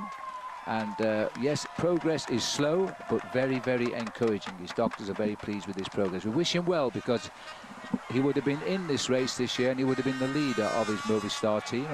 And just looking at the ride at the back here now, Andre Amador, that's the team that Juan Mauricio would have been representing here. And he's got happy memories of Briançon as well. You know, certainly has. Just out of interest, Andre Amador, you mentioned there, Phil, he's the only rider in the main field. He probably is the only rider who's a professional from the country of Costa Rica. And we've seen the flags. There are even Costa Ricans here supporting their one rider in the Tour de France at this time around. This breakaway, it was difficult to get into it today. We had 10 riders go clear, but they were caught, and this one finally got away. We're waiting for the climb of the Col de Sestriere. This is the Col de Montgenèvre. The big climb is Sestriere, where Lance Armstrong and Bjorn Ries, both former Tour winners, won there when we finished in Sestriere. And we'll go over the top this time, which we rarely ever do, and plunge down a long, long descent. It is a long way. It seems like they're going to descend forever. As we look now at the slopes of Montgenèvre here, beautiful part of the world, we will descend down to the base road, and then we'll climb around Pinerolo and drop back into the town for the big finish. Yeah, that descent, Phil, from the top of Sestriere is almost 50 kilometers of downhill, and it's a high-speed descent as well, because it's a big wide road. It's the main road coming in to the outskirts of Pinerolo, and also not too far away from Torino, the automobile capital of Italy. And of course the scene of the 2006 Winter Olympic Games, and we might well get a little camera tour of some of the Olympic sites from Torino, or Turin rather, because we go past the bobsleigh skeleton rink, and we also go very close to the ski jumping arena as well, so our helicopter might pick those up from the Winter Olympics. But right now we're in the high summer, and we can say we're in the high summer at last here in July, because we haven't got 3 pullovers and a jacket on. We're actually in a beautiful warm situation. The sun is out, and there's a little indication of the strong wind which has been blowing here throughout the day and accounting for the high average speed. Summit here on the climb of the Col de Montgenèvre. Big crowd here, beautiful backdrop of the Alps now. We're getting into the dizzy heights of this wonderful chain of mountains. Well, Chavanel's had a pretty good day out, Paul. This is the home of the Norwegians, I think, this year, because there are so many of them here. Here he comes. Chavanel goes over the top in first place, as he has on the 2 previous climbs. Yeah, Chavanel trying to eke out a few points in the points classification, but there are so many points available tomorrow and the next day at the summits of the big climbs at Galibier and Alpe d'Huez. I'm not sure that the small points out on today's course are going to be that much use to a guy like Sylvain Chavanel. Looking at Nicholas Roach, the first aggressor from the peloton. He's trying to chase up to those 15s. He's got to bridge a gap, though, of 7 minutes and 20 seconds. Actually, he's got Kurt de Vet and Johnny Hoogeland coming up here to give him a hand. Well, Johnny Hoogeland was our hero of the opening week. You may remember he led in the King of the Mountains, despite that terrible crash when he was knocked off by a media car into a barbed wire fence. And Kevin de Vet, yes, is the other rider who I said has come up with him. Well, he's pretty high up in the standings, Phil. They don't want to give him too much of an advantage, because he's the kind of rider who could see himself with a breakaway on a day like today. If he gets himself a 3 or 4 minute advantage, he could pop into the top 10. It's just a little matter of 7 minutes first of all to get up there, but he may not be in the wanted list of the big riders back in that peloton just for the moment. It may be an interesting little move that's getting together. They're still, as I say, they've got to bridge something like, well, there's 6.5 minutes back of the leaders now. It's the peloton which goes back to 7:10, showing no interest in those 3 who've just jumped off the front. There's the Union flag on the left as well. It's not too far away from the Norwegian flag, the Belgian flag. They're all here today. Yep. Martin Jangeli was the other rider who was second over the top of that climb, and third was Dimitri Fofanov, and fourth was Julian El Ferraz. So that's only the first 4 get points.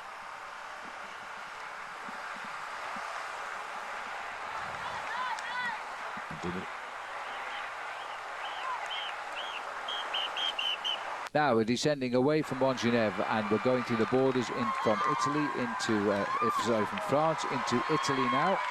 as we just about to go through. It's a nice little descent now for the moment for these riders, not terribly far. They go down into Cesagna, Torinese, and then they start to climb up to Sestria. Yeah, they'll get a very fast descent. It's a fairly wide road, not very technical at all, and will probably attain speeds of 55 miles an hour on the descent, with possibly a high spot of up to 60. Well, we pop down through Italian villages now, one after another on this mountain. I think this is the only road down the valley, but it's quite a long descent here. So quickly to explain the race situation, there are 14 riders in the breakaway. Here they are now. They've just gone on to the lower slopes of the start of the Col de Sestria. Behind them at 5 minutes and 3 seconds, we do have 3 riders, Nicholas Roach, Kevin de Voort and Johnny Hugeland. And then the main field with the yellow jersey and all of the favourites sit at 6:35 at the moment. In fact, the computer now saying 6:32. I think we'll see that start to change just because of the tempo once we get to the climb up to Sestria. Sestria, a slightly more difficult climb, as the leading group now are making their way through that Cesana Torinese town, and that across the bottom of the town they will then start to kick up, and if they looked up they could probably see the ski resort of Sestria hovering above them. From France on a couple of occasions over the years to finish at the summit of Sestria.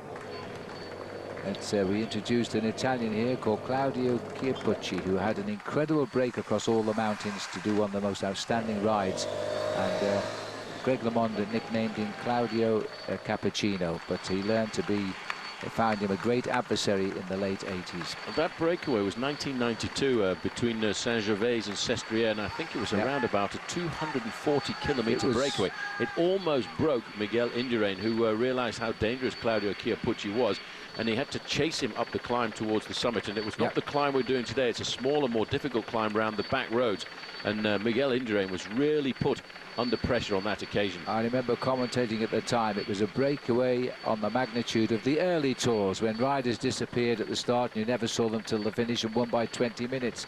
In modern times that doesn't happen. As our riders disappear briefly into that snow protection tunnel, don't forget the Izod IndyCar Series continues on Versus Sunday. I think it was 1992, the year that the Tour de France went into 7 different countries to celebrate the formation of the European Union. If my memory serves me correctly, that's the year your car was blown up. Yes, they weren't too friendly. The Basque separatists decided to choose my car to put a bomb under it, and it disappeared into space and into somebody's dustbin when they finally found it. But the only good news was Paul Sherwin had 50 CDs in the car, and I didn't like any of them, and they went too. Here we are. This is the bobsleigh course here I was telling you about. We're in one of the venues here, which is high on the side of Sestria. Well, the track for the luge and the skeleton. Yeah, the track is 1.435 kilometers long, with a difference in altitude of 125 meters. 19 turns, 11 of them to the left and 8 to the right. Well, I commentate on winter sports, and it is an incredibly exciting series of events in the Winter Olympics, and this is the legacy of the 2006 Olympic Games in Turin. And down that chute go the bobsleighs and also the skeleton and the luge. Crazy sport, if you ask me. It's amazing when you look at the skeleton one-man bob and the speeds that they get up to going around those corners. They rip into those corners at 60, 70 miles an hour. Yeah. Just looking down in the bottom, that's the town of Cesana Torinese. That was the town that leads the riders up to the climb here of Sestria. Well, I must say we've been up Sestria before, but I think all the production team have improved their tactics as well, because we're getting some lovely views of the mountain today. And continual passing of the Norwegian flags. I don't know if you had joined our commentary earlier when I told you we met some Norwegians in Sestria, and we said there's so many Norwegians here. They said yes, there's nobody actually left in Norway, because they're all supporting Thor Hushovd and Edvald Boysenhagen. No, nobody did expect that, and I think that's what caught everybody off guard a fraction. And even Thomas Voeckler said he was a little bit sorry that he actually reacted wrongly. He should have let some of the other contenders try and chase down after Alberto Contador, rather than actually try to do it himself. Yes, he held on to Contador for a while, and I was extremely impressed by the Frenchman, but he couldn't hold on to the second kick, and he lost a little bit of time. Only 15 seconds off his lead, though, so he's still got plenty in hand for a good day again today. These are the 3 riders steadily making progress now. They've gone inside 3 minutes. They're only 2:50 behind And Kevin de Weert is the man making the best of this, because he could move into the top 10 overall tonight.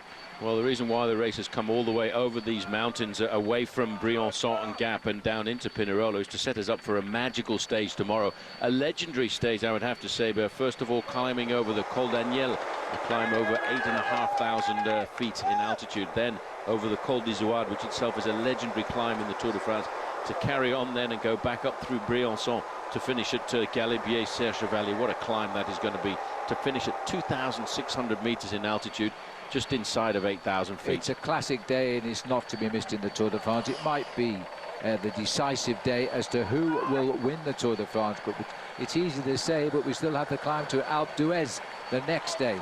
But these are the critical days of this year's Tour de France, and the riders know that for sure now.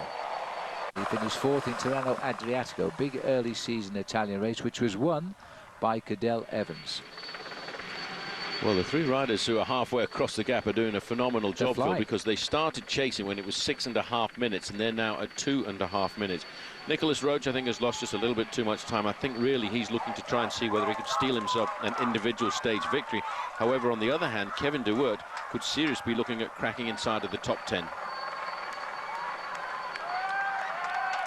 Just looking there at Sandy Cassar, the rider in white. He looked as though he's labouring just a little bit, but he's not far away from the summit now. Julian Alvarez is getting a bit twitchy on the front, on the left-hand side, in the red, as they continue to climb towards the summit of Sestriere. Then we're in for a long, long descent. We'll rejoin on the route in a moment. This is the man who's just jumped the breakaway now, Ruben Perez, and we'll show you how he did it. There was absolutely no reaction. He chose a classic tactic, go to the back and then go round them, and nobody reacted to Ruben Perez.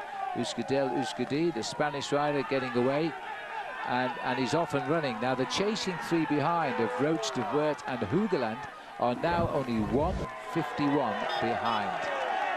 Now he's in amongst the people at the top coming up to Sestriere. So Ruben Perez rides now towards the summit. This is the high spot of the stage today, as we sit up around 6,600 feet or 2,035 meters. No resistance when he went. Nobody wanted to chase him. Once over the top, he has one of the longest descents, if not the longest descent of this year's Tour de France. He's coming up to 1 kilometer to the summit. Yeah, he's looking at the first category climb, and then, as you say, for that long descent, he will probably descend for close to 50 minutes, and that's what's actually going to make the next climb of the day rather difficult for him, because he will start that climb of Pramartino with very cold legs because of the chill factor. I know it's a beautiful day down here in the valley. It's getting up to around about 75 degrees Fahrenheit. However, on the descent, you're only a little bit above freezing with the chill factor. The bronze legs of Johnny Hugeland, decorated with the plasters and bandages of those 33 stitches he had, mainly in his back and his legs, after he was thrown into that barbed wire just over a week ago now. In fact, it was on a Sunday.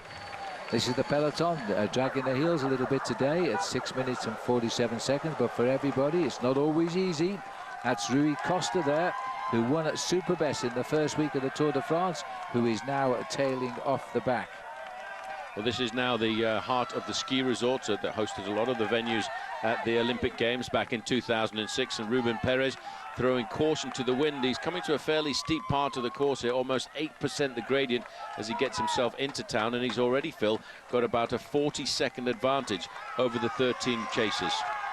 Yes, and in fact, the reaction from the field, although it's based on him, the three behind are catching the remaining 13 riders at the moment, but this rider, as you say, has slipped away. He's pushing on to a minute's advantage now as he comes up to Sestriere. Then he's going to have a very lonely descent where we will be treated to some great sights of fortresses and many castles on the valley as we go away from Sestriere. Interesting point about Sestriere. It's at an altitude of 2,000 meters. The resort here was actually created by the Agnelli family in the 1930s before it became a municipality in 1934. And Signor Agnelli actually built a number of cylindrical tower hotels, which we might notice over to the right-hand side, based on the plans of the well-known architect Vittorio Bonardi. And this is the Norwegian encampment here. Look at this now. All of the Norwegian flags, you'd be forgiven for thinking we're in Grimstad or something, except they don't have these hills in Norway. But the German flag, certainly the biggest flag on the mountain there. And where's the Spanish flags? Because that's for this man here as he comes up to the summit to win the prize here at the top of Sestriere. This is a real fun ski town in the winter and a holiday town here for great walks through the Alps in the summer. He'll come up into the main street. There's the banner which will give him the first place over the top. And then he'll probably go through the main street as he starts the long descent. So Ruben Perez gets the first prize at the top. Well, funnily enough, right up here in Sestriere, this is the area where Sergei Bubka broke the outdoor world pole vaulting record, the 6.14 meters. Ukrainian actually also holds the indoor world record for 6.15 meters as well. It's his 5th Tour de France for Perez, and his best ever finish was his first attempt back in 2007 when he was 49th. So he's been up this hill before.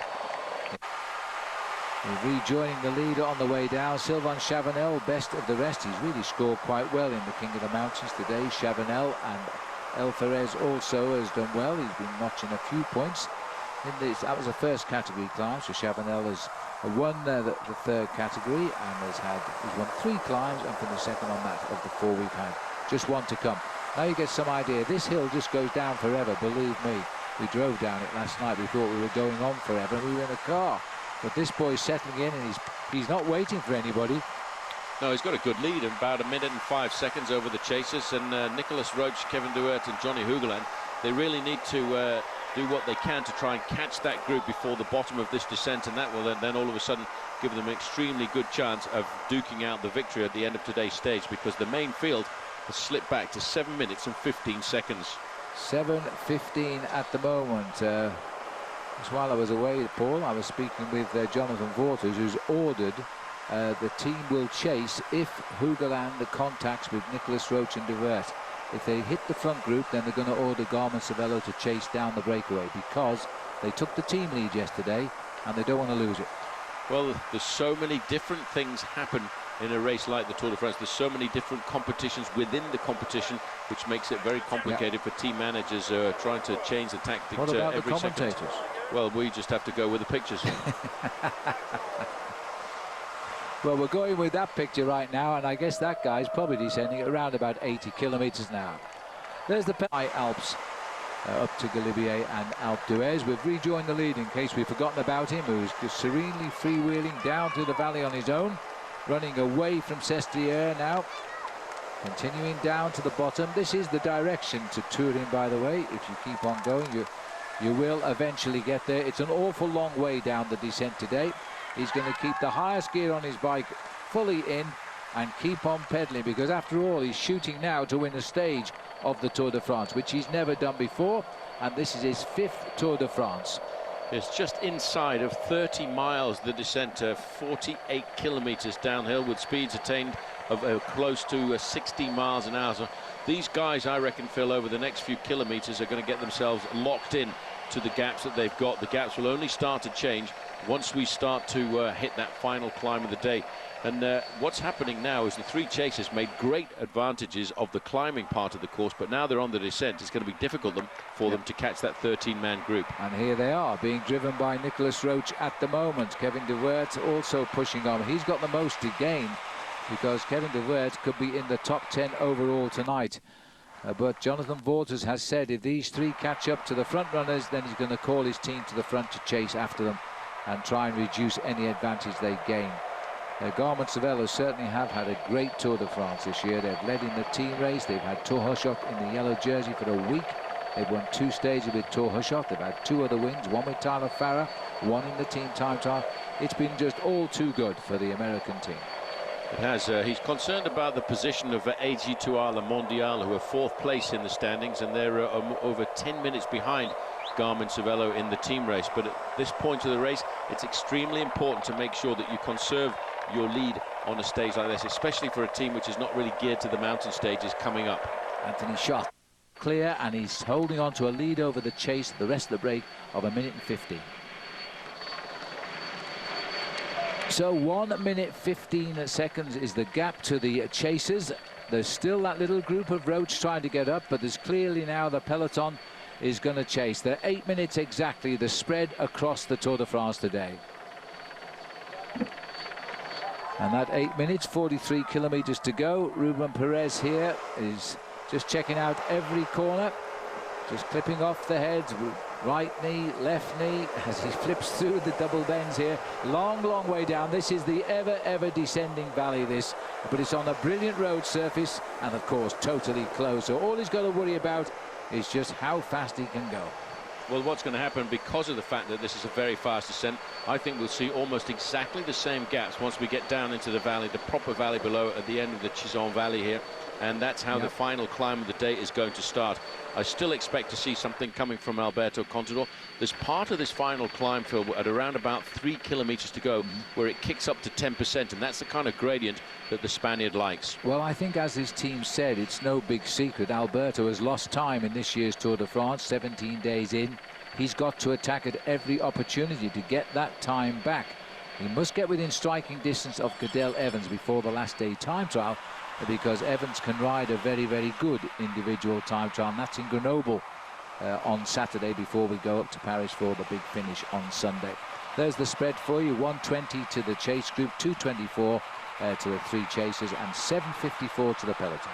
But I think because of the champion that Alberto Contador is, he is not going to go down without a fight, and he goes into the area which is really his terrain, and that is the big mountains and the mountaintop finishes. Because as far as Alberto Contador is concerned, he is one of the great climbers of the sport, and it could be that difference in the altitude that wins or loses the Tour de France for Andy Schleck, Cadel Evans, or anybody else who feels they're a challenger. And we can't dismiss, you cannot throw away the yellow jersey, Thomas Voigt. He surprised us on a daily basis. You can't throw away either the Olympic champion Samuel Sanchez, who finished 4th last year. So disappointed to lose the podium place in the last time trial. So he's in the mix too. Just take another look at that. This is a very tight road. It's all cobbled here. And he was, it caught him off guard. He really did bounce a little bit too far to the left. Now, that could be interesting when the peloton come down there. The actual fort of Fenestro was just above him, but he didn't have a chance to look at it.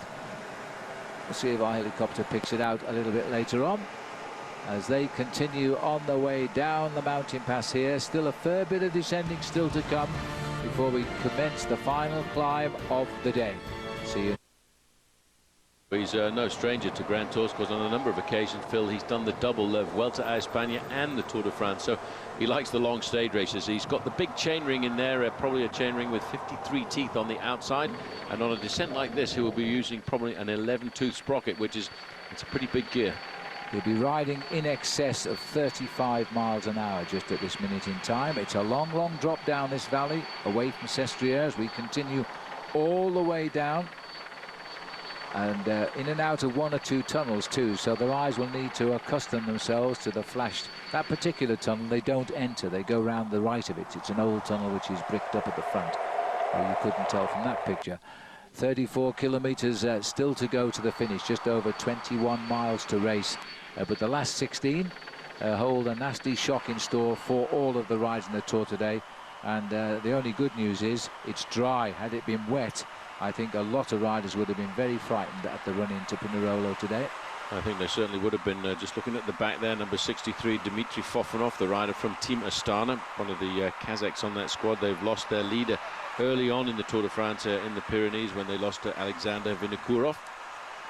And the gaps, as I said, Phil, I'm not surprised to see the gaps locked in like this, because all the different groups are actually going downhill at maximum speed. They cannot go any faster because of the nature of the course on this almost 30-mile downhill section.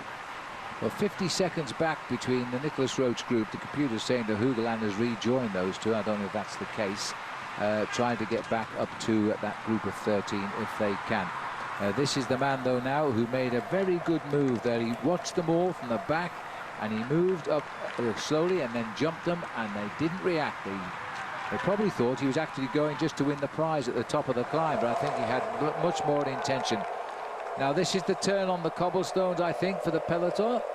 This is Tyler Farrer here, and Navadauskas They've come from the back to the front here, obeying orders now, Garmin Cervelo, to reduce that time gap because they want to keep the lead of the team overall in this race.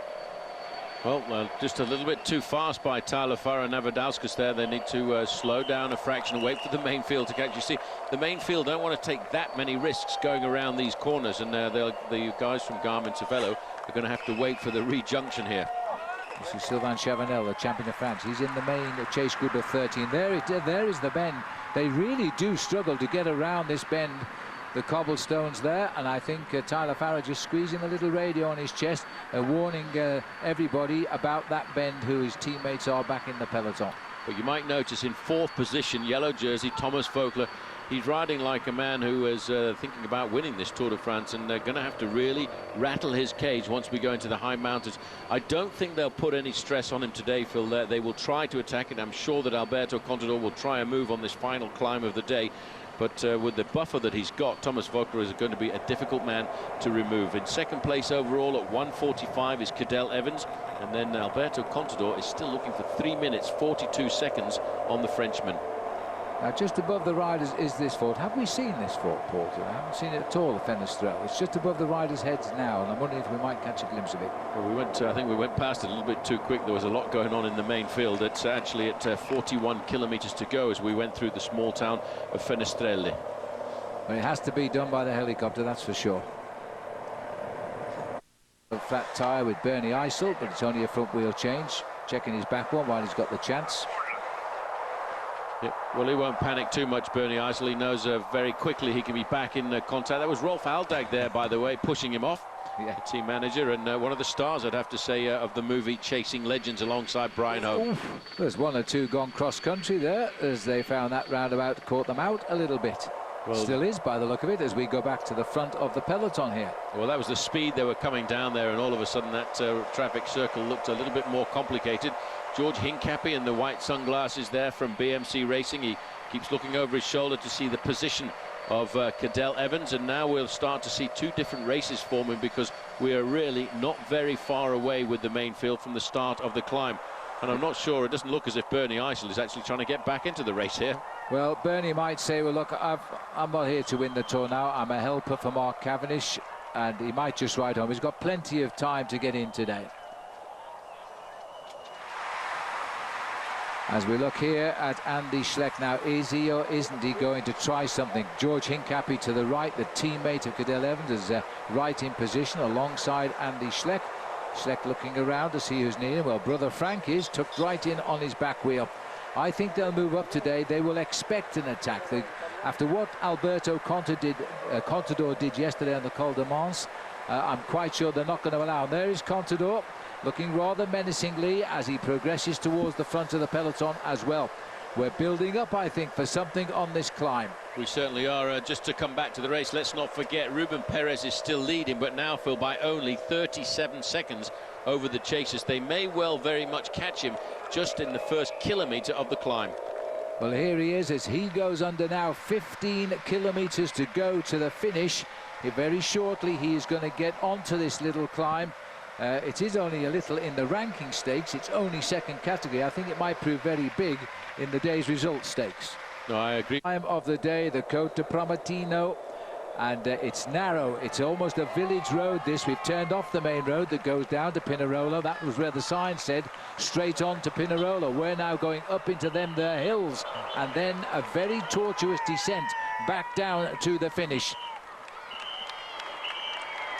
6:53 is the gap as he turns onto that climb. Now, their peloton, this is the chase group as it's gone round here. Now they've gone through. They're showing clock only 41 seconds behind the leader on the climb. Now, watch out for there to be almost an immediate attack, I would expect, on this climb now from these riders. As the riders start the climb, and the next onto the climb, of course, will be the big boys, and they're currently 6:51. Here is the lone leader up front, Ruben Perez. He now parts the waters to the trees. But when the big boys get here, will Andy Schleck or Alberto Contador launch an attack? We're going to know pretty soon. Today's commercial free is brought to you by Nissan and the 100% electric Nissan Leaf. We're looking at the peloton here on the climb now, and it is BMC have got control with Andy Schleck's Leopard Trek. Now, as they started the climb, we can go back to just moments ago. Watch the centre of the pack entering the corner. Not there yet. The rider in the middle slides and goes down, and the Saxo Bank, their rider, delayed. We thought it was Contador, but I'm not sure it is. But either way, they're underway, but that little disruption there has spoilt the rhythm of the peloton. Now, up front, the leader was Ruben Perez, and they caught him. And it was the flying French champion, Sylvain Chavanel, who went straight over the top of him. Remember, France hasn't won a stage of the Tour de France, and we are on stage 17 today. So Chavanel pushing on towards the top of this climb. Back to the peloton now. These are live pictures again now, and it looks as though BMC have lost control of the front. This is Boysenhagen. Well, he tries and he tries and he tries again, and now Edvard Boysenhagen has got himself the head of the race this time. Well, I tell you one thing, Phil, Sky need to understand this man could be the crown in their jewel over the next couple of years, because he's extremely talented. You know, he's only been a professional for 3 or 4 years, and he's already got 51 victories to his credit. Well, he was a favoured team on the HTC squad. Sky signed him up and put him on their squad, and now it looks as though he's really maturing in the Tour de France. And there's no reaction. He saved everything till last. Half of the spectators are Norwegian here, as we found out, and he's now pushing on. It's incredible how 2 Norwegian riders are dominating. Thor Hushovd has won 2 stages, and Boysenhagen so far has won 1. And I'm not sure they've got the answer to this attack. Well, he's a tough character. You know, he's only 24 years of age, and as I say, Phil, he has got so many victories under his belt. He could well be looking at another one here. Not too many so far this season, just 2, but one of those is staging the Tour de France, the other one a national championships. Well, we've gone back to the peloton now. This is Sylvester Smith here, the workhorse for Ivan Basso, who's in second wheel. Off to our left there is Cadel Evans. Where is Andy Schleck? He's just behind Cadel Evans. Contador not at the front at the moment. High rhythm up this hill, but no obvious moves just yet. There's another one, and that's the champion of France. Has gone again, Chavanel. This is the main front group, don't forget. Chavanel is itching to get a victory for France here in the Tour de France. We mentioned before, Phil, 2 Norwegians in the Tour, and they've already got 3 stage victories. 45 Frenchmen in the Tour, and their count so far is 0, and that's why Chavanel has gone out in pursuit of Boysenhagen. Well, that one looks as though it is finished off. Dmitry Murayev of Team Radio Shack. This is the Norwegian boy briefly looking back to the main field as well, or the main chase rather. That is Chavanel up front as well. Contador still in the main field, off the front of the peloton. As now it is a different sort of a move here, and also still doing the work at the front of the peloton is Schmidt for Ivan Basso. We're looking at the leader on the road as he continues to climb up the main climb. Boysenhagen of Norway looking at once more for a Norwegian victory in the Tour de France. This time, though, the Brits might claim a little bit because he rides for Team Sky. Well, Eddie Boysenhagen sees the banner over the road now, indicating 10 kilometres to go. But, Phil, that is still 2 kilometres to the summit of this climb. If he can summit with a 15 or 20-second advantage, he should be able to hold that all the way down to the finish. Well, he's been in break after break. He's had 1 stage win to show for it. He was very upset with his second place yesterday, outwitted by his countryman Thor Hushovd. And here he is, he's gone again. Rider on the road, and that's the rider from Sogersund, and he is Jonathan Hiver, and he's looking at a roundabout. Oh, it's not at Jangeli, then there's another rider in front of Hiver, so this race is split up 1 by 1 by 1. Yeah, this is it. In fact, it's Bauke Mollema who's gone away, the one man that hasn't done too much action in the breakaway. So they have 2 riders in the breakaway, Rabobank, and this is Bauke Mollema who has gone forward. Now there's a launch in the attack. We're hearing from the peloton. There it is, the attack by Alberto Contador, and look at the acceleration. This man is beginning to look like the old Alberto Contador. Andy Schleck has got his back wheel, and can you believe Tommy Voeckler has got his back wheel as well? Well, Tommy Voeckler right there. This is the kind of climb that Alberto Contador likes. It's a steep climb, at 3 kilometres to go to the summit for the main field. That's when it kicks into 10%. Cadel Evans is there on the left-hand side. That was the first of a salvo of attacks I would expect from Alberto Contador here this afternoon. Just look at this. It's like these two were climbing up the Col de Tourmalet last year, side by side. Andy Schleck now just eases in front of Contador. and Voigtler just watches the move. He had no problem there. Neither did Cadel Evans. As they move back up, Pierre Roland comes up to give the yellow jersey some team support here. They've slowed it down again. Well, over on the left-hand side, Jelle Venendert, the rider from Omega Pharma Lotto, looking very comfortable. Race situation now. Eddie Bosenhagen in first place. He's being changed by Hivert of Soor Sojosun, and in third place on the road now at 20 seconds is Bauke Mollema. Well, it is racing up to the summit now, Edward Boysenhagen, but this is the race to see if these leaders can do it. Now, remember, this is our commercial free, brought to you by Nissan and the 100% electric Nissan Leaf. So it's over the top for Edvard Bosenhagen. He wins the last climb of the day, but more importantly, will he win his stage? And that will be his second stage after he won in Redon. He is 8 kilometers to go. Hivert has come up alongside Bauke Mollema. Yeah, these two riders now, Phil, are looking at second and third place on the road now. Andy Schleck has a little dig at the front. He's just, I think this is more psychological than anything else, but this is the acceleration of Contador.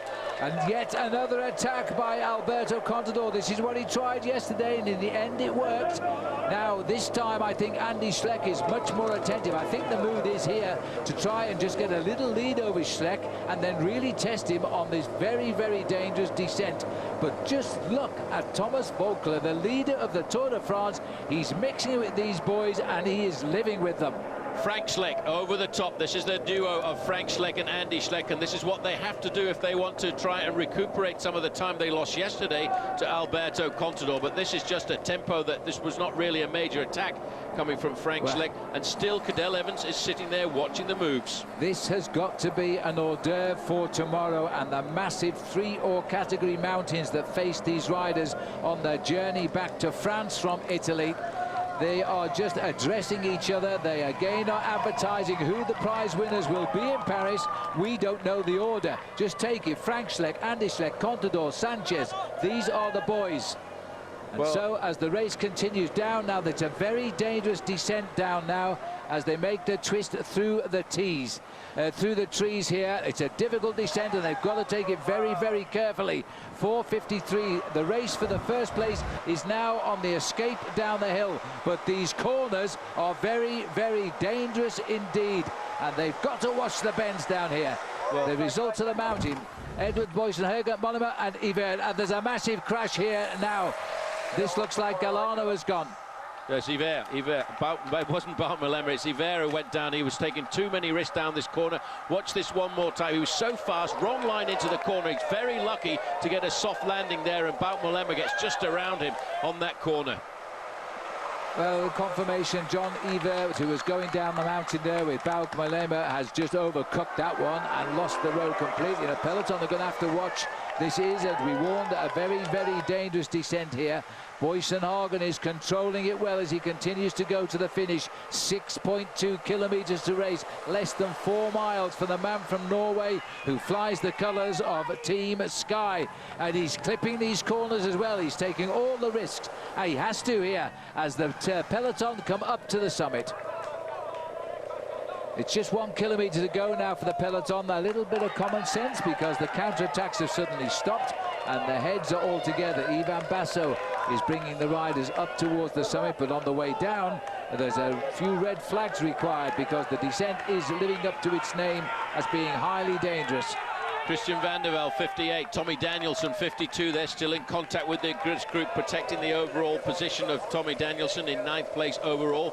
Andy Schleck comes to the front. These guys, they're looking at each other. This is almost like a game of poker as they put the cards on the table. Who's going to go next? But I don't think this climb is long enough and hard enough for these guys to open it up. And it won't be as dangerous a descent as it was yesterday for Andy Schleck because we're here in the dry. It's a long way down and it's very, very narrow roads at the moment. Boysenhagen is the man leading the charge home and he's looking good for the win right now. Blue skies over the road, 5 kilometers to go. Edward Boysenhagen is free to fly down to the bottom right now, but they're trying to get on terms with him. The peloton is, or the chase group being led by El Ferres here.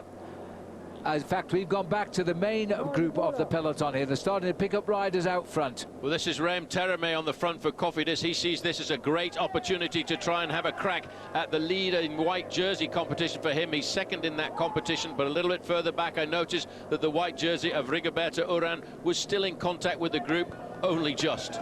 Well, he's a Colombian rider, a young rider, and he's having to fight now in the Tour de France to keep that white jersey on the shoulders of him and for Team Sky, who at the moment are heading for race victory down in Pinerolo, as the peloton here now will shortly begin their descent. Now everybody is dodging the corners down here. They're going to have to take great care, and at the time, paradoxically, they're going to have to take risks as well if they might gain time down here, as Evans and Contador did yesterday. They have gone over the top. The leader is still Edvald Boasson Hagen. He's being chased by Bauke Mollema of Rabobank. Hibbert, we think, has got up himself. Now, what's happened here? He's gone off again. He went right behind the barriers there. This kid is taking so many risks on the descent, and he was very, very lucky there was an exit pop tragedy for him. Oh, good job. They left the gate open today when they parked the car, because that was Jonathan Hibbert who's gone into the car park. Anyway, there's still two riders chasing, and the chasers must be coming up on him. This is the way down to Pinerolo. It is a really, really difficult descent as we race back up now to pick up the Norwegian Hagen. Boasson Hagen now looking at around about a 20-second advantage, Phil, over Bauke Mollema. I think it'd be an awful long way back to Jonathan Hibbert, because he's been off the road roughly on 3 occasions. The long straight road, it leads to Pinerolo. It could lead to victory, and in as many days another victory for Norway, unheard of in the Tour de France, and also for Team Sky, trying to repair the damage done when they lost Bradley Wiggins on stage 7. With that position, then look away, because he does go down well, but look at that, he overcooked the corner. They were through on his inside there. Samuel Sanchez coming through as well, followed by Contador, I think, and now they've got to brake really hard for the left-hand turn. What they're trying to do is take time out of the race leaders on the descent. Sammy Sanchez is one of the best when it goes to going uphill, but he's also a crack descender. Coming across, I can just see a black and white jersey. That would be one of the riders of Leopard Trek, but which one is it? As Sammy Sanchez pushes it into these corners. A little touch of the brakes and feather on the bends, and Sammy Sanchez has gone wide. I don't know where our camera has gone. He's suddenly cut away from that. That was a difficult situation. They've gone over to look at the Hagen, Boasson Hagen here, but the chase is really on. Well, this is Alberto Contador in the last days of the Tour de France, returning to his very best. He is trying to take his time back, going downhill, not uphill. Well, this is all about the Tour de France, and people have said to win the Tour, you've got to be great in every different concept of the sport, whether it's time trialing, climbing, or riding against the clock. You've got to be able to go downhill fast as well, and Alberto Contador is certainly doing that. You have got to admire this man now doing this. He's lost time in 16 days of racing. He's got to get it back wherever the opportunity presents itself. He is taking enormous risks here for what will only be a few seconds at the end. Well done to Alberto Contador. Remember that today's commercial free is brought to you by Nissan and the 100% electric Nissan Leaf. Unbelievable descending skills by Alberto Contador, and he's under 1 kilometre to go now for the leader of the race. Boasson Hagen is going to get the sought-after stage win, and it's not his first, but his second stage win of the week, of the year, in his first Tour de France. He has been absolutely superb. He won in Redon, and now he's going to win in Italy in Pinerolo. Well, I'll tell you one thing, Phil, if there were any people left at all up there, right up there in Norway, I think they've all got the boat down, because they'll be down here for the weekend to watch these guys, because the Norwegian, 2 bike riders in the race, and we're looking here at stage victory number 4. Yes, and it wasn't Redon, it was Ligier where he won as we started our journey south in northern France, and that was his first day out for Sky. This will be his second, repairing all the time the credibility of this incredible Team Sky, who in their second Tour de France have really flowered, and it really was a sporting tragedy. They lost their Bradley Wiggins with that broken collarbone, because they may have had a man on the podium in Paris as well, but right now he has tried and tried and tried again, and he succeeded for the second time. Edvald Boasson Hagen straightens his Sky Racing jersey and gets the result. The amazing thing is, Phil, they came with one strategy, and halfway through, have a look, and there, this is Thomas Vogel's done the same thing. Car park as Hibbert did. That's the yellow jersey, trying perhaps a little bit too hard. Well, you know, you have to be very careful. Thomas Voeckler was taking risks there to try and get himself back up, and he's being pushed back onto the race rope there by one of the spectators at the side of the road. Well, he might even own the house, and thanks heaven he left the gate open, because that's two riders we know have been out into the car park. And now the Maillot Jaune continues to race to preserve his Maillot Jaune today. He should do that as we come down. It's Bauke Mollema who's coming home in second place here, but it is such an incredible chase off the mountain too as the riders start to finish. Voeckler did a bit of a bunny hopper through that car park, by the way. The sprint for third place now as they race up to the line, taken out by Sandy Cassar down at the finish, as the riders now continue to go mano a mano. Contador racing alongside Samuel Sanchez as they continue to go down towards the finish.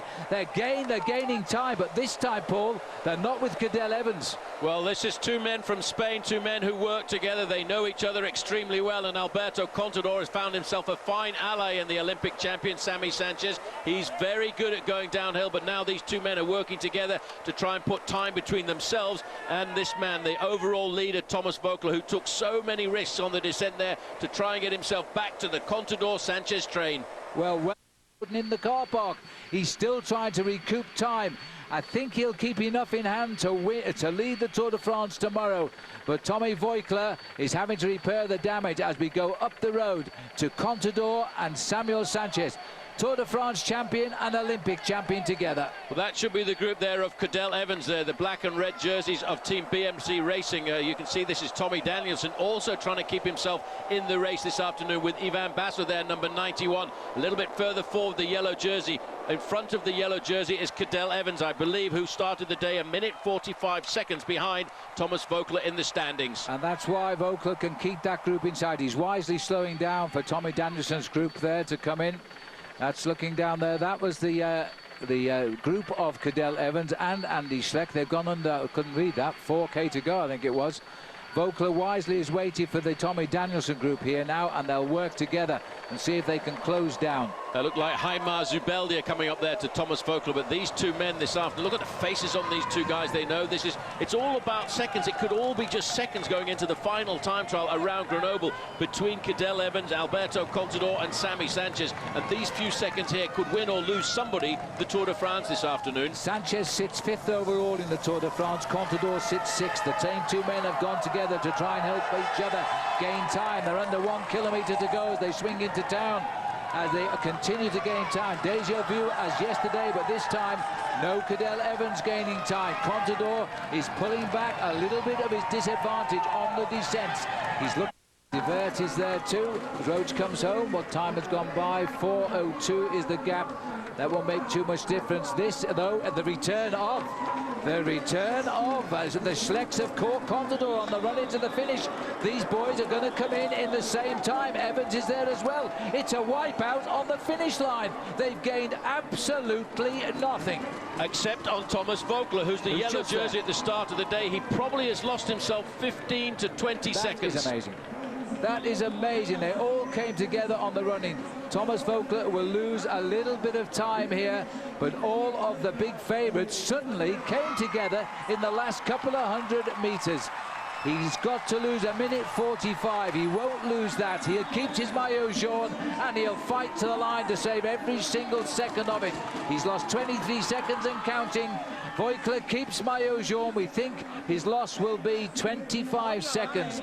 They're nibbling at his jersey, but they're not getting it off his shoulders yet. They haven't taken it off his shoulders. I make now Cadel Evans probably at a minute and 20 seconds behind Thomas Voeckler. It's all starting to come together before we go into the high spots of the mountains tomorrow and the next day. But what do you make of that chase, Paul? Coming together almost on the line. I didn't even realise they were that close. Well, they were in the same straight on a number of occasions, and that was an incredible daredevil descent, but it just goes to show how much Alberto Contador realizes he's got to keep chipping away at time anywhere, not necessarily on the uphill parts of this race, but anywhere he can, he's got to try and get time back.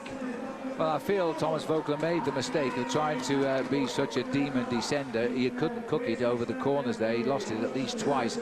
If he'd have just followed the other boys downhill, he wouldn't have lost any of his time today, because he is a very good descender. But Thomas Voeckler, Phil, probably was in a situation where he was actually trying to look and see if he could grapple back a few more seconds himself, knowing that he could possibly keep the yellow jersey that bit longer. It went the other way. But this is the man who has won today's 2 days in succession for Norway. The Norwegians, I can tell you, we're speaking to them every day in the crowd. They are thinking this is the Tour de Norway now, Norvège. As we see Boysen Hagen get the straight. Now officially, Voigtler has lost 27 seconds today. Boysen Hagen gets his second stage win. Ligier and now Pinerolo. Malema is in second place. Sandy Cassar third. El Perez is fourth. Sylvain Chavanel. Good day at last for the French champion in fifth. Fofenot, Petersky, Morev all in the breakaway. Jonathan Hibbert finally finished in ninth. Further down, we start to move into the chasers. Roach came home in 14th place. 4 minutes. 4:26. Kunigold in with him. Sanchez, Cadel Evans, all the same time. That's what matters.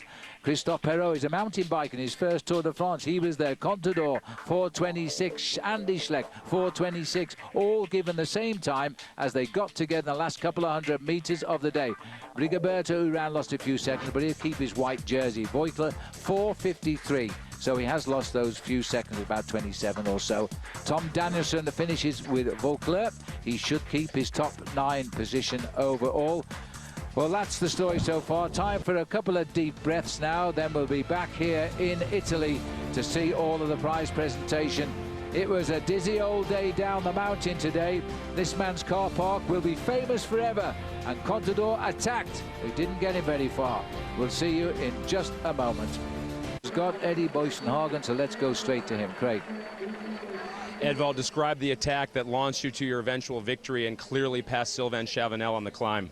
It was hard to decide when to attack, and there was a few attacks in the beginning, and I was a bit afraid of the Escatel rider when he went, because we didn't work that good together in the group, and it was hard to catch him. But when we catched him and they started to attack from behind, and I don't like a lot of attacks, so it's better with one pace. And I saw Chavanel attack, and I was a bit afraid he gonna go away, so I had to close that down, and I didn't want to stop because then start again all the attacks, so I just kept going, and nobody followed. And down the downhill, I did it on training as well, so I knew it. So I knew that I could go quite fast down there, and nobody catched me. So it's a really great day, and I want to win this stage because I was so close yesterday. So I'm really happy. To that point, how much does today's win make up for the frustration of yesterday? It's really a lot, and yesterday's stage is almost forgotten now, so that's great. Congratulations. So there you are. You see, he went down and he checked that finishing downhill in training, so he knew exactly what was lying ahead of him. So well done, Eddie Boysen Hagen, as their boys call him, and he is really Eddie the Boss, they're calling him now, apparently, on Team Sky. He seems to be doing a good job of winning stages. His second Tour de France, he finished last year 116th in the Tour de France, but didn't even attempt to feature in chasing stages. He was a bit young. He's just 24 years of age now. So we're about to see the winner meeting his crowd for what will be the second time. There he is. Edvald Boysen Hagen has won his second stage of the Tour de France today, and it is an incredible period for Norwegian followers of the sport. They have only 2 great cyclists at the moment, and here's one of them, the other one that won the stage yesterday, the world champion, Thor Hushovd.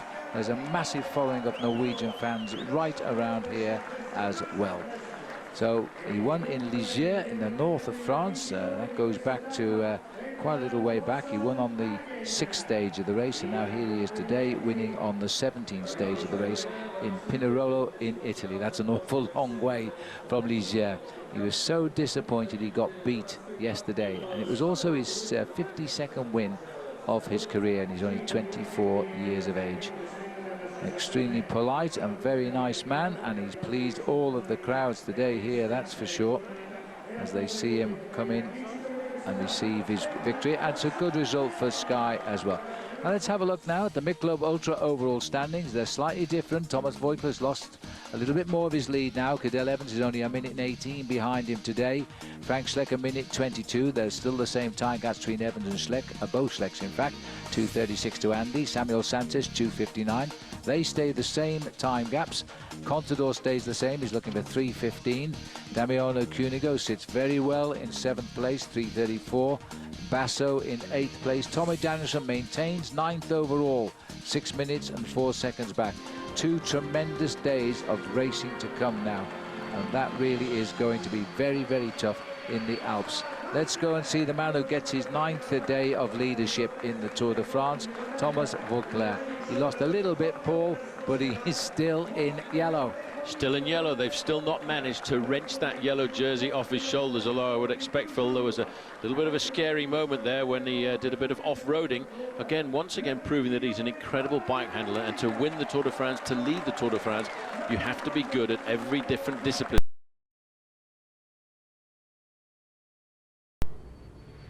Stage 18 of the Tour de France. It's showdown between Italy and France. We're going to the top of the giant Col de Galibier.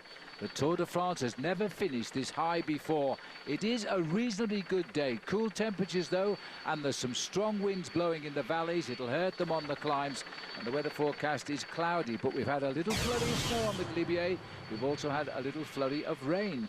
And as always, these magnificent pictures of the Alps available in high definition. Well, this is a very, very special day today in the memory of the Tour de France, celebrating 100 years of bringing the Alps into this competition. Wearing number 1 down there is Alberto Contador. The pressure is on him today to show us what a great climber he is as he tries to recuperate the time he's lost so far in this year's Tour de France. Well, Alberto Contador from Spain, I'd have to say today, Phil, in Spanish, if we wanted to describe today's day, it is l'etapa reina, the queen of stages. Well, as they've just started the slopes, in fact, now of the Col Daniel, the first climb of the day, it pains me to say how far they're climbing. It is a 15 miles climb, which brings them up to 2,744 meters. Now, there is a breakaway. It has swelled to 19. It started off at 16. 3 riders, Mikel Delage, Marcus Burkhardt and Edgar Sidin of Katusha, caught them up. So there's 19 riders clear, 8 minutes 49 seconds ahead, Paul. No one threatening the overall. Nicholas Roach is the highest placed, and I think out to try and gain some time. But the profile, as you can see, we're well onto the upward slopes of the Col Daniel as they make their way through Castel Delfino at the moment, just passing the beautiful church of Santa Margherita down below there.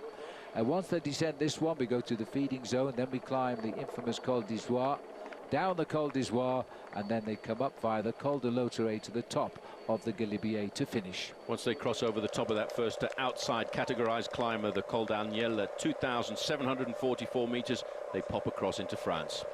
Chance to look at the leaders here. These are all the names for you. I won't go through them all, but I'll point out 1 or 2 special ones. Leopard Trek have got 2 riders in this breakaway, which is not good for Garmin Cervelo, who have only 1. They've got Navadaukas here, because it's Leopard Trek who are nearest to Garmin Cervelo in the team race, albeit 7 minutes behind at the moment. This breakaway, though, anticipated. In the first hour of racing today, another incredible high speed, over 50 kilometers, 31.5 miles, covered in the first hour. So it was during the second hour when the breakaway got clear. Yeah, but that slowed it down a little bit during the second hour, Phil, because the second hour was only 34 kilometers an hour, bringing the average speed for the stage so far down to 26 miles an hour. I think the high speed was due to that green jersey point sprint, but the breakaway got away just a mile before the sprint. So all 15 places were taken by guys who are not really in the competition. So that was, in a way, a good result for Mark Cavendish. Now this is about the Col Daniel, which brings the riders from Italy into France. 23.7 kilometers, about 15 miles, 2,700 meters, an average grade of 6.5%.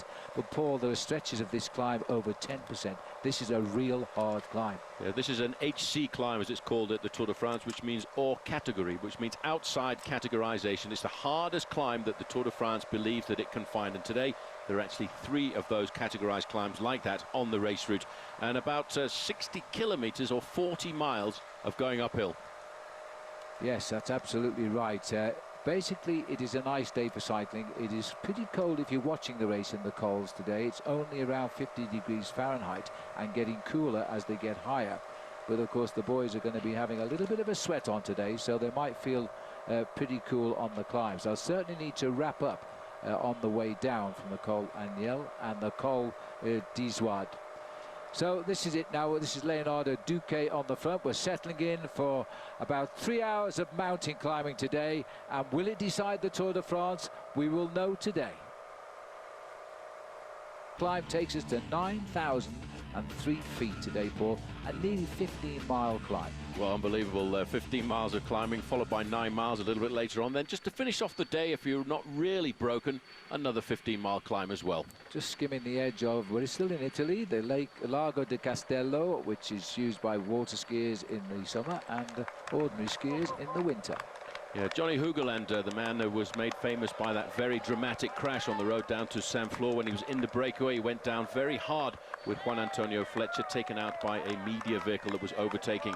Lacerated, he had 33 stitches in both of his legs, and since then he's managed to recover. He's been on the attack on a number of occasions, and he wore the King of the Mountains jersey for a couple of days. And I'll tell you what, I think he's gone very much into the heart of France, because he reflects what the Tour de France is all about to me: courage and determination. And clearly a plan of the day, because he's in the breakaway and he's got a real chance of regaining enough points to take that jersey back. And the man that wears it tonight could indeed be the final winner of it in Paris on Sunday. So he's riding with a plan in mind today. One of the 19 riders in the breakaway. The highest placed man is Nicolas Roche, 14 minutes and 6 seconds off yellow. At the moment, he's almost recouped 8 minutes of that. Now, the winds down the valleys today are extremely strong once they get trapped between the mountains. These climbs are going to be exceptionally tough, including the last climb of the day, which will be head to cross. And that's going to be a real tough climb for all of the riders.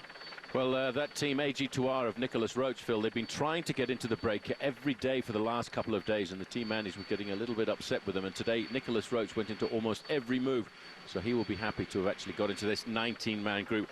I have a feeling, though, they'll find themselves getting pulled back a little bit down towards the end, and yes, we're very happy to be here as well. Yes, and that's on the Lago di Castello. As we look here, number 181, Tommy Voigtler,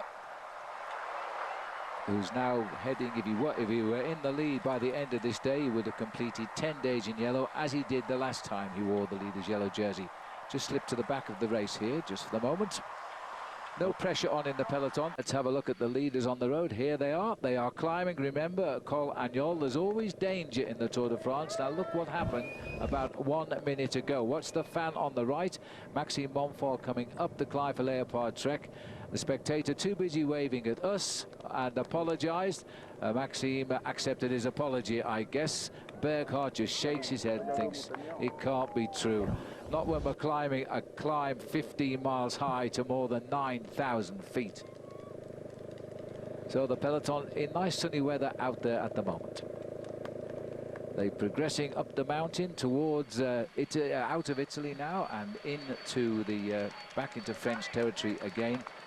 Well, we've never seen so many campers as they come up towards, as you will see when they come onto the Col de Lautre and onto the climb up to the finishing line. There are rows upon rows of them. This is Chianali, which is the last town we pass through in Italy before we start the descent back into France. Lovely little hamlet, nestled at 1,800 meters, which means we've still got 900 of meters before we get to the summit of the Col d'Agnel. And still the main field fairly compact. That's the River Vareta just over to the right-hand side that you might notice. You can actually see by the speed of the peloton from the helicopter, they are respecting this climb very much so. It is actually much steeper towards the end, where it pitches up to over 10% for quite a few kilometers. It's a real grovel. And, well, with such a long way to go and two huge mountains ahead, they're not going to attack each other here, because I think they might write themselves out the script. So they'll stay in the peloton for the moment, but they're holding the breakaway now, Paul. It's just around 7:45. Yeah, I think that, well, from here to the top, Phil, it's always in excess of 10%. It's 10.1% currently, but it actually kicks up to just inside of 11%. This is Tyler Farrar, the sprinter, the American sprinter on Team Garmin Cervelo. Looks like a little bit of a knee problem there. He goes up alongside the race doctor. The race doctor's doing an incredible job here on making sure they keep these bike riders looked after, because there's no going to the hospital halfway through a stage and getting back in a couple of days later. You have to finish every individual stage. That looks like he's getting the cold treatment, quite possibly from the start of a tendinitis. What a shot that is. That's it. Just look at that. You can see why it gets steeper as they try. Now, in the last 6 kilometers now, we'll see 5 kilometers to go when they get to it. But it looks as though they might need ropes and change if it gets any steeper as they climb steadily towards the top. The gap has come down, well, 10 seconds, so they're riding virtually the same speed as the peloton. Nobody at the moment, when we caught sight of the peloton, are being dropped at the minute, which is rather luckily for the riders, because they won't want to be behind too far today this early in the race, because there's always the dreaded fear of the guillotine knocking you out the Tour. I certainly would not believe that at all. The Col d'Agnelle has not been used that much in the Tour de France. It's used an awful lot in the Giro d'Italia. Yeah. The last time it came over was 2008, and the winner over the summit on that occasion was Egoy Martinez. We're hitting the most steep part of the course right now, Phil, just inside of 11%. If you look at the way the riders are actually struggling on their machines, you can understand why the steepness here is really starting to kick in. Yes, that time Igor Martins, that was the first time the Tour de France has climbed it, and it's probably because it is the road between Italy and France. Depends where you're going, of course. Could be between France and Italy, but it takes them out of the country. So they haven't used it very much at all. This is only the second time that they're attacking this climb, and they have realized it is a real brute. It is the steepest climb of the day, by the way, and really it's also the longest climb of the day. So, well, it's just slightly longer than the climb of the Galibier itself by about half a kilometre. But nobody doing any attacking. They just want to get over this one. As we look out here, as you can see by the sparse growth of trees here, this climb is covered in snow for more than half the year. Thank heavens the snow has gone just now. As they climb the Col d'Agnelle, 23.7 kilometres to over 9,000 feet. The peloton locked on there, Paul. Just look at that. They're all matching each other's pace, and I don't know if Mark Cavendish is still there, but I rather hope he is.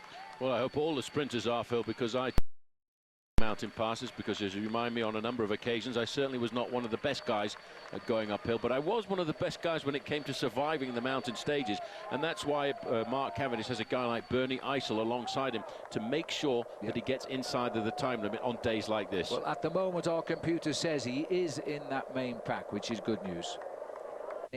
But riders anxious to leave the peloton on this steep section.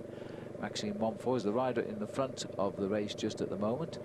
Two of them up in this breakaway, including Jos Postuma, both on the Leopard Trek team. Now, this is the little group that's tried to get away. Philippe Gilbert has joined it. Levi Leipheimer has joined in fourth place. So that, and we've got also Zeitz up here, and Coran and Riblon. So the AG2R rider, white on the right, is Christophe Riblon. They're saying it's Zeitz who's also got up here in the breakaway, and Di Gregorio, both on the Astana team. Barredo is the Rabobank rider. He's a good climber. And just wondering who has been. Oh, well, this is a rider. This will be Danilo Hondo, just being dropped from the breakaway. He's the first casualty. Well, he's one of the big sprinters and probably saw this as an opportunity to get himself a lead before we got to the mountains, and then try and get himself over the top. Because one thing, Phil, that the sprinters do fear when they go into the high mountains like this is the elimination time. As you said a little earlier, it's almost like the guillotine dropping over the finish line. This is so viciously hard now as they go around these hairpin bends. They're on the steepest section of the climb. One or two riders have taken the chance to accelerate ahead of the peloton, but no reaction from the field. Well, this has to be one of the steepest cols I think I've seen. They really are on the slopes now. Johnny Hoogeland is moving up towards the front. He wants that King of the Mountains jersey back, and he wants 20 points at the top.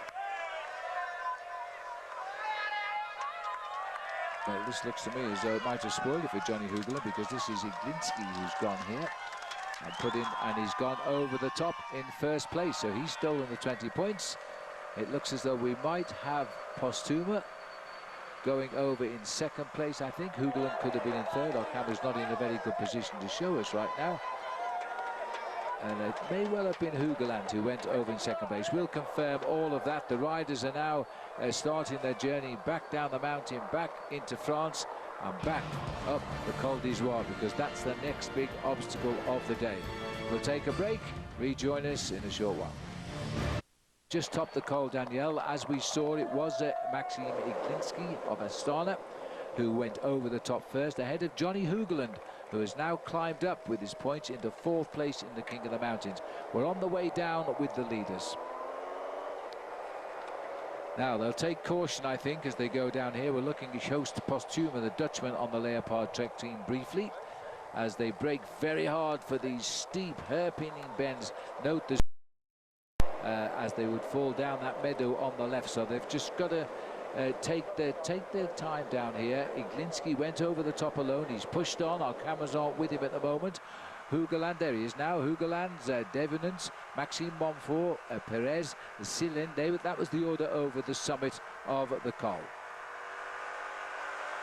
You can probably hear the motorbike that's leading him down here. Going to keep out of his way, that's for sure. He's got a clear shot and a nice descent here. Well, this is a great descent. These corners are not very technical at all. These are sweeping bends, and because of that, you can get yourself a very high average speed going down. Very much on the descent of a climb like this, you can touch on these kind of corners in excess of 100 kilometers an hour, which is 60 to 62 miles an hour. Yes, this mountain, after the initial hairpinning bends to get it off the peak, has straightened out to make it, as Paul said, a very quick descent. Now, this is the group containing Robert Hessink, Remy Di Gregorio, Levi Leipheimer, the American, the young Frenchman, Janson, trying to regain his white jersey today. Another French climber in David Moncoutier and Liu Westra. And they're coming up to the top. This is Leipheimer's group going through at 4:56. Well, this is an attempt to try and get Levi Leipheimer back into the Tour de France after having a very nasty first week. He was involved in a couple of crashes and got caught behind a couple of splits in the peloton. Iglinski's got about 15 to 20 seconds advantage. There's a chance to see the speed, 80 kilometers an hour, and that is 50 miles an hour. And they're now on French roads here as they race down towards Châteauvieux-Viel, and that is where they start the climb of the Col d'Izoard. Might just have noticed Thomas Voeckler picking up that rain jacket, and that's on this occasion to be used to keep the wind off his chest on the way downhill. Pretty precarious thing to do over the top of the climb, especially when we've got all these blustery winds. It is very, very cold on top of the cols today. The spectators are well wrapped up, but these riders need that paper now to shut out the wind as they make the long drop. Over the top of the Col Agnel, this is the remnants of the yellow jersey peloton now, which still to come over is Mark Cavendish, the sprinter, but he's got plenty of teammates who've stayed back with him. The peloton has been dissipated by these 10% slopes of this climb, much more than we expected, because they never really raced it. They just kept steady, and they've broken the spirit of some of the riders today. Yeah, the peloton not taking too many risks there going around that corner. They realise they've seen so many crashes caused in the Tour de France this year by riders actually going too fast when they came into the corners and not being able to take the right angle out of them. There's the remnants of the group just starting to pull themselves that little bit closer to Maxime Iglinski, who in the past has proved himself to be a very good individual time trialist. Yeah, he's not tried to stay away because he's got too far to go to the finish. Still 93 kilometers at the top of the climb. He's still left with 88 now. So he's waiting for these boys to freewheel back to him, and they should make a group of around about 9 or 10 riders once they're all back together. Montfort, Postuma, Perez. There are 2 Perezes in there, by the way. Ruben Perez and also Perez Moreno, as we'll call him, so we can distinguish between the two. It's a long descent, this one. We're looking at around about, from the top, we're looking at around about a 20-kilometer descent down into the valley floor, and that's around about 12 miles of descent from the top of the climb down to the feeding station at the bottom there, Knife and Fork. And it doesn't give you very much chance, really, does it, to take on board lots of food and then start to climb the next climb of the day, the Col d'Izoard. Well, on a day like today, they really couldn't choose anywhere else to pass up those feeding bags, because we're either going up or going down today. This is the peloton continuing a regular descent here, nobody risking anything at the front. You see the big gas between the wheels as the riders try to spot their own line down the mountain. The biggest mistake a rider who's descending can do is to follow someone else blindly, because they all read the corners differently, and then that's when the accidents happen. This is still Maxime Iglinski continuing his descent, waiting for the group to rejoin him, but he's going so well they're out of sight of him again now. Well, the most important thing to do, Phil, on a descent is actually to back off the rider in front of you by 1 to 2 bicycle lengths, so that if you need to change your direction going around the corner, you've got a little bit of space and a little bit of time to do that and change your angle when you go around the corner, especially if the guy in front takes a bad line. You can see the fact that there's still a lot of riders dropped behind the peloton, because there's only 2 cars behind that group. The red car was the referee, and the yellow car is the neutral service vehicle. Yeah, a lot of riders will try to catch up on this long descent before they start his ride. Iglinski out there setting the pace. He's in his 5th Tour de France, by the way, Maxime Iglinski. He's a very good rider, but he hasn't always finished the Tour. He's only finished his Tour twice. in 2005. That was his best finish in 37th position. He's never won a stage either. Astana lost their head too when Vinokurov crashed and broke the head of his femur in those nasty crashes in the opening week. And so sadly they are looking for results now on the daily stages. No, that's what they have to do. They've just got to try and get themselves as much publicity as possible. You see one or two riders in the top part of the road there. They're the ones taking the risks to try and catch up to the peloton before the bottom of this descent. And before the feeding station as well. Yes, and they're taking this very gently. They're showing the utmost respect to the Col Daniel descent today. And so there's one or two more taking the chance to rejoin the back of the field. And this rider here who's just rejoined is Jérôme Pinot, Frenchman on the squad, as he races back up towards the rear of the peloton. He'll be very pleased to see that. It was part of his plan, no doubt. He's just dropped off the back on the way up, allowing enough time to get back on the way down. Well, we're still a fair way to descend before we get down to the lunch break down at the bottom of the mountain, so we'll take another break.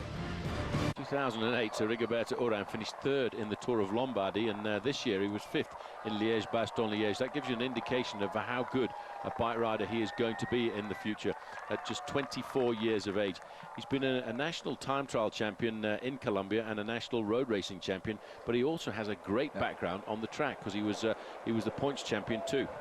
Well, actually, it's his second tour. He finished 52nd in the first attempt last year, but this year's worn the white jersey for the past 4 days. And that's become the main target of the team now with the loss of Bradley Wiggins. And so we'll see if they can reduce this gap. Johnson has gone off our computer now, so I don't know whether they've actually brought him back in. He should be in the third group in the road. Yeah, he's in the third group in the road, actually. The race situation is getting a little bit complicated currently. There's a leading group of 14 riders, and that's the group we're looking at currently. After then, there is a chasing group of 5 riders. Then the third group on the road at 4 minutes and 44 seconds is the group that contains Janson. So as we continue to catch up here, this is the front group briefly as they just all breathe in, passing through one of the small villages. We're back in France, remember, right now. As we continue our descent down, this could be Pierre Gros, another little hamlet, as we continue the descent down from the top of the Col Daniel, heading to the base level where they'll find the feeding station, and then they'll find also the start of the Col d'Izoire. Just looking at the back of the group here, number 45 just getting in there from Team Rabobank. That's Bauke Mollema, one of the riders in the breakaway yesterday, in fact finishing second on the stage.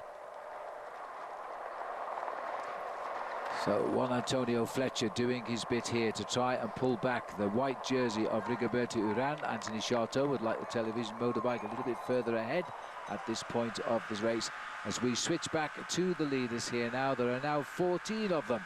They're swelling at the front as they come back in on this long descent of the mountain, which brings us away from Italy and back into France. It is 8.8 miles the climb. The leaders have started it and the peloton is just about to hit the lower ramps of it. It's got an average gradient of 7.3%. Here are the leaders now who are on the climb, and it looks as though they've already started to discharge one or two of them. There's 13 started together. The peloton now racing at full speed to get onto the climb. The yellow jersey has tried a cheeky move and joined on the attack. Now what has happened there? There's a puncture there for that rider who went through. It was Marcel Irizar, and he was in the leading group of riders, so that's a quick change. That's Dirk de Mol coming over on the right-hand side. A former winner of Paris-Roubaix, by the way, and one of the team managers of Team Radio Shack. I don't think the mechanic there was quite ready for that, Phil, because that's a reasonably slow 12, well, they reckon in 12 seconds the change there. It seemed a little bit slower than that to me. Never mind, he's off and running and the cars are still passing, so if he's feeling good he should climb his way steadily back up to that group, which has thinned out now to just 11 men up front. Then we have a group of about 8 chasing, and all of those riders were dropped from the original breakaway of the day. Thomas Voeckler, the yellow jersey, Van Aert and Rigoberto Urán have all tried a little attack away from the main field, and I'm just waiting to see just where they are at the moment. Well, everyone's trying, everyone knows that the steepness of this climb, and we're actually now, the wind has been turning direction all throughout the stage this afternoon, and we're now actually picking up a tailwind. It's a headwind up the valley from Besançon up to here, but I have to, Briançon up to here, but I have to say, picking up a tailwind, that goes to the advantage, Phil, of the climbers. Well, you see how fast they're pedaling now as they pick up this helpful wind. It won't be helpful when they come onto the Col de Galibier, by the way. That's going to make a real tough struggle up to the finishing line, but for the moment, it's on their side. They thin down this breakaway. This is Leonardo Duque, who's gone back towards that advancing peloton. Well, I think the main field now just spreading out over the peloton. A moment of panic, probably. That's Marcus Burkhardt as well there. He was in the breakaway a little early on, so he's being pulled back as well in part of that early morning breakaway. Also, David Moncoutier being brought back into the fold. It's Moncoutier, not Duque. He's still up front in another group. It is very confusing at the moment, but the attack by Philippe Gilbert and by the yellow jersey who quickly joined him has been nullified by the peloton. They're all back in that big field, which looks to be getting quite big again now. So as far as we know, we have just the original breakaways on the attack, albeit in 2 groups just now. These are the leading 10 as we're now on the lower slopes of the Col d'Izoard. Navadauskas, where is he? He's been dropped here, a bit surprised. Well, that's probably the pressure, and he's paying for his youthful enthusiasm on the descent just a few moments earlier.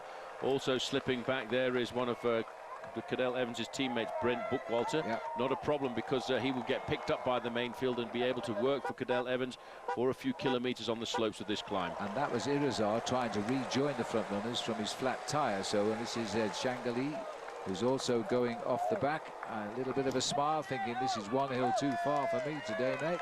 Well, we're talking here of, as you mentioned, Phil, this is a very historic climb. First introduced into the Tour de France in 1922, when a Belgian rider called Thies went over the top. But some great names have gone over the top of the Izoard first, and it's written so many legends. Names like Gino Bartoli went over twice in first position in 1938 and 1948. Louison Bobet went over the top of this climb on 3 separate occasions. And of course, the man that they call in Italian Il Campionissimo, Fausto Coppi, topped this climb on 3 separate occasions. Yeah, it's the big names of the Tour of yesterday. The Eagle of Toledo, Federico Bahamontes, who celebrated his birthday during this tour.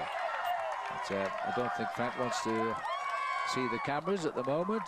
I think he wants a nature bake, perhaps, as he moves off to the back of the field. He looks okay. The field is regrouping quite a lot here. So once again, they're starting this big challenge of the day slowly, as they did on the Col Daniel, and then it all broke up on the climb itself. Somebody from AG2R, no, it's Hugel, oh no, that is AG2R, who's taken a flyer off the front. Well, AG2R are looking for something out of the Tour de France. As we said earlier, Phil, that there are a lot of teams don't have anything at all to take out of the Tour so far. And in fact, now AG2R have been looking to try and get themselves the first stage victory for the French. This is Danilo Hondo. He was in that early breakaway. He's one of the big climbers. He's going to go back and very quickly get picked up by the peloton. This is Maxime Bouet from AG2R Le Mondial. And you can see no major reaction at all coming from Europcar. They're quite happy with the fact that the race is sort of coming under control again. As we Jens Voigt, he did the job first. There's Cadel Evans over to the left-hand side, the yellow Vendendet. He's also taking on board another power gel. As we can see, the gas is going off a little bit further up the field here, because after all of that pace-making, Joost Postuma is coming off the front end of the breakaway.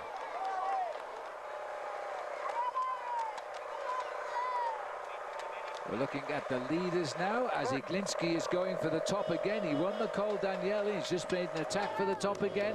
This time he has a reaction from, well, it's the remnants of the break. There are only 6 of them left here, as he now made a move just like he's left himself an awful long way to ride up to the top. I have to say, we top out at 55 to go, so he's just over 5 kilometers still to climb to the top of the Col d'Izoard. So Stewie O'Grady finding something very special this afternoon there in first position. Right behind him was his teammate Andy Schleck. Levi Leipheimer, he's at the wrong end of the main field this afternoon. He should be at the business end of the office. Yes, he was in the breakaway. The acceleration by Leopold Trek has broken Levi Leipheimer. He's dropping off the back here as O'Grady.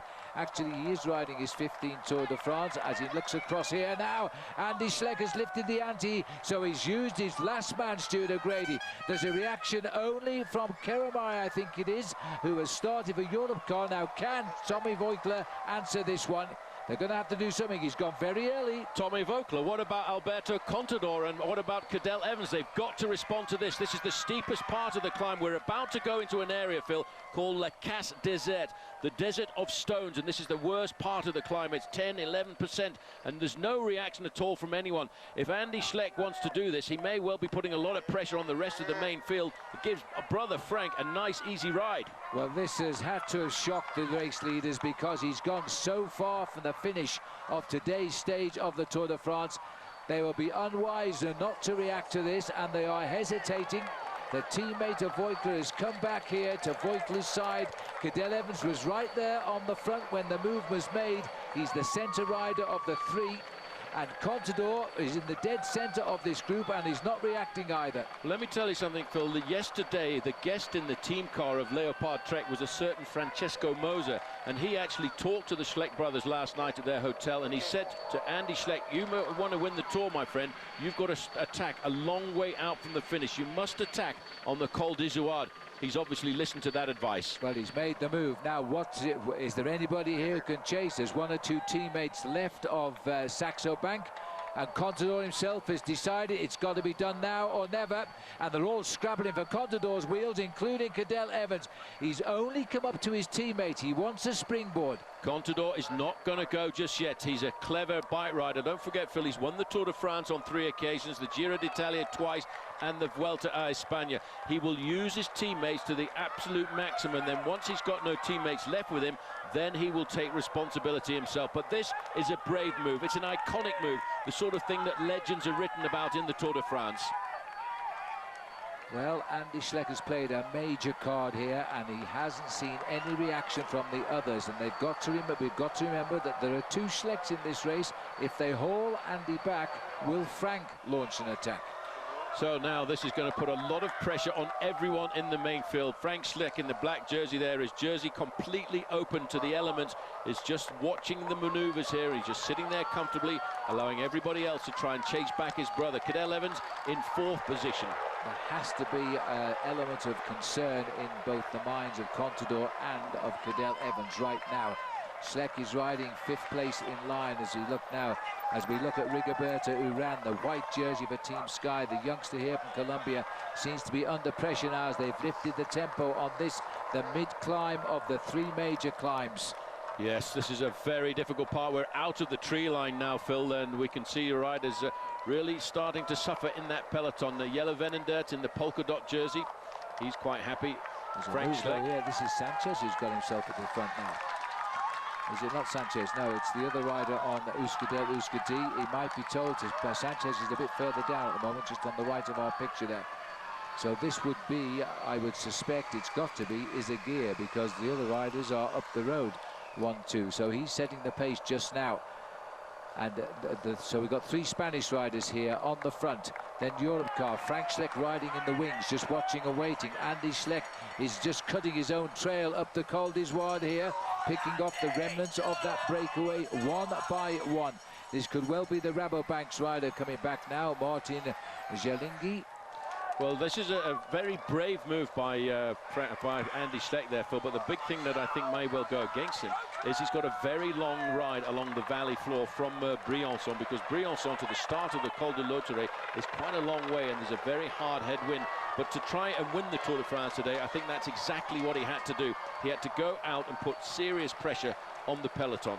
Taramay in the red, 151. Basso in front of him, and he rides just behind the yellow jersey there of Thomas Voeckler. Voeckler is not reacting to this at the moment, but really, people of the quality of Cadel Evans and Contador should start soon. The rider here, who's now in our picture, is Maxim Iglinski. He's the man who attacked from the leading group. He's still clear of the group, looking for another major 20 points at the top of this climb at the King of the Mountains. Well, Phil, a little earlier, I just told you about the tactic of getting into an early morning breakaway. Bear in mind, there are 2 riders of Leopard Trek up the front of the road in front of Andy Schleck. It's all part of this tactical maneuver. Once Andy Schleck can get in contact with Just Postuma, he's going to find something of an ally for a few kilometers. Then, of course, he's got Maxime Montfort a little bit further up the road. This is going to be a good tactical maneuver and put a lot of pressure onto the other contenders. Well, Haber will be looking for 70 points if he wants to try and get himself the lead. They're picking up riders once at a time. This is Irizar, the rider from Rabobank, and he's going to look across and say, wow, what is that? That is the Schleck Express. So as we continue now here, 3:59 is the gap. That's the spread from the leader back to the peloton, with Andy Schleck in between now and pushing on. He's allegedly about, I'm just trying to work it out, he's got himself just over a minute ahead of the peloton now. Now he started the day, Andy, 2 minutes 36 behind Thomas Voigtler. He's got approximately half of his deficit back on this climb. Well, it's a big chase, and in fact, this kind of tempo riding, Phil, actually swings to the advantage of Thomas Voigtler. Voigtler can't really respond to the accelerations of guys like Alberto Contador. So if they ride a steady pace on this climb, it gives Thomas Voigtler a chance to stay in the pack and slipstream off the other riders.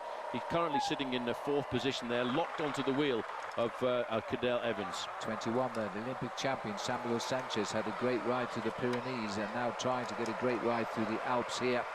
This bunch has slimmed down dramatically, but if you see the riders' faces, they're giving nothing away at all. They've got to be concerned by this move from Andy Schleck. They do not know where it will end up for him. Well, just looking through that group very quickly, not too many riders from Saxo Bank to look after Alberto Contador. Brent Buchwalter doing a magnificent ride here this afternoon for his teammate Cadel Evans. The yellow sunglasses there on the face of Alberto Contador. Looks to be sitting a little bit far forward on the saddle to me, Phil. I'm not convinced that Alberto Contador is as comfortable as he appears to be. Well, we're looking here at Schleck. He's still got 2 more gears to drop down on that machine, so he's pushing quite a high gear here to gain as much time as he can while he's alone on the roads of the Col d'Izoire. Almost. Now this is why Joost Postuma went into the breakaway early on, for only one reason: to wait to get caught by his teammate and then to try and pace him for as long as possible. Joost Postuma is probably the worst climber on the Leopard Trek team, but he will do whatever he can to give Andy Schleck a little bit of a breather before he goes and lets him go. Plan A has worked, Plan B is now in progress, and it looks as though the acceleration here from Joost Postuma is going to give Andy the deserved breather he wanted midway up the Col d'Izoire after he got rid of the peloton. This is an excellent execution of a great tactic by Leopard Trek. Now, can Andy Schleck win the Tour de France because of it? He'll welcome the chance to follow Joost for the moment. Well, he's about 1.5 minutes behind his other teammate, Maxime Montfort, who's in 2nd and 3rd place on the road with Nicolas Roche. But this is what it's all about, trying to lay down the foundations. Andy Schleck will ask him, but once Andy Schleck starts to feel that Joost Postuma doesn't have that much power left anymore, he'll probably jump away and leave him on his own, then leapfrogging up to Maxime Montfort a bit further up the road. I got the feeling there he was already set to leave him. He wanted more speed out of him. Joost Postuma didn't have a lot more left in the tank. The peloton is getting down to a very small group of the big names in this year's Tour de France. There it is now. Ivan Basso is here. It's Sylvester Schmidt, who's just off to the left of our picture. He's the pacemaker for Basso. Cadel Evans is here. Brent Buchwalter is now just looks as though he's falling away from the pace, having done what he could do for Cadel Evans. The yellow jersey is still here of the Frenchman Voigtler. Anthony Charteau is 182, the king of the mountains last year. He's on the same team. Tom Danielson, the American, who sits in 9th place, he is still in here with his pacemaker, which is Christian van der Velde. That's Van der Velde there, number 58, just sitting at the rear end of this group of riders. Cadel Evans looking around to see who's going to give him some help and assistance here this afternoon. There's nobody in this group smiling at all. These are all grimaces. These are the faces of very difficult days. And Brent Buchwalter, who I thought was sliding away, Paul, has just come back up in front of Cadel Evans to try and do some more pacemaking for him. This is Nicolas Roche and Maxime Montfort waiting for number 11 to catch him. And another attack. He had to go on straight away. He's now going past Izaguirre. No, he's not. He's going past Utazin Perez, who was in the original breakaway and not even giving him chance to get on his back wheel. Well, Joost could do no more. He just took a little breather behind him and he moves on towards the top of the Col d'Izoire. Well, he did say, Phil, that it was all about the last week of the Tour de France. Just 1 kilometre remaining now for Maxime Igliski, and he's staring down the barrel of another 20 points in the King of the Mountains classification. Seeing this one lone Astana rider, which will bring a warmth to the heart of the rider who crashed out and broke his femur in Vinokurov, because he said, without me, boys, go out and let me see you all the time on television. Well, Iglinski is doing just that, and he looks now as though he's going to top his second big mountain today in first place. Well, that'll give him 40 points garnered on today's stage, and he will start the descent. Well, it's 2:08 is Andy Schleck's distance behind Iglinski. That's not the important thing for him. What we need to know is the fact that he's just a minute behind his own teammate as we approach the summit of this climb.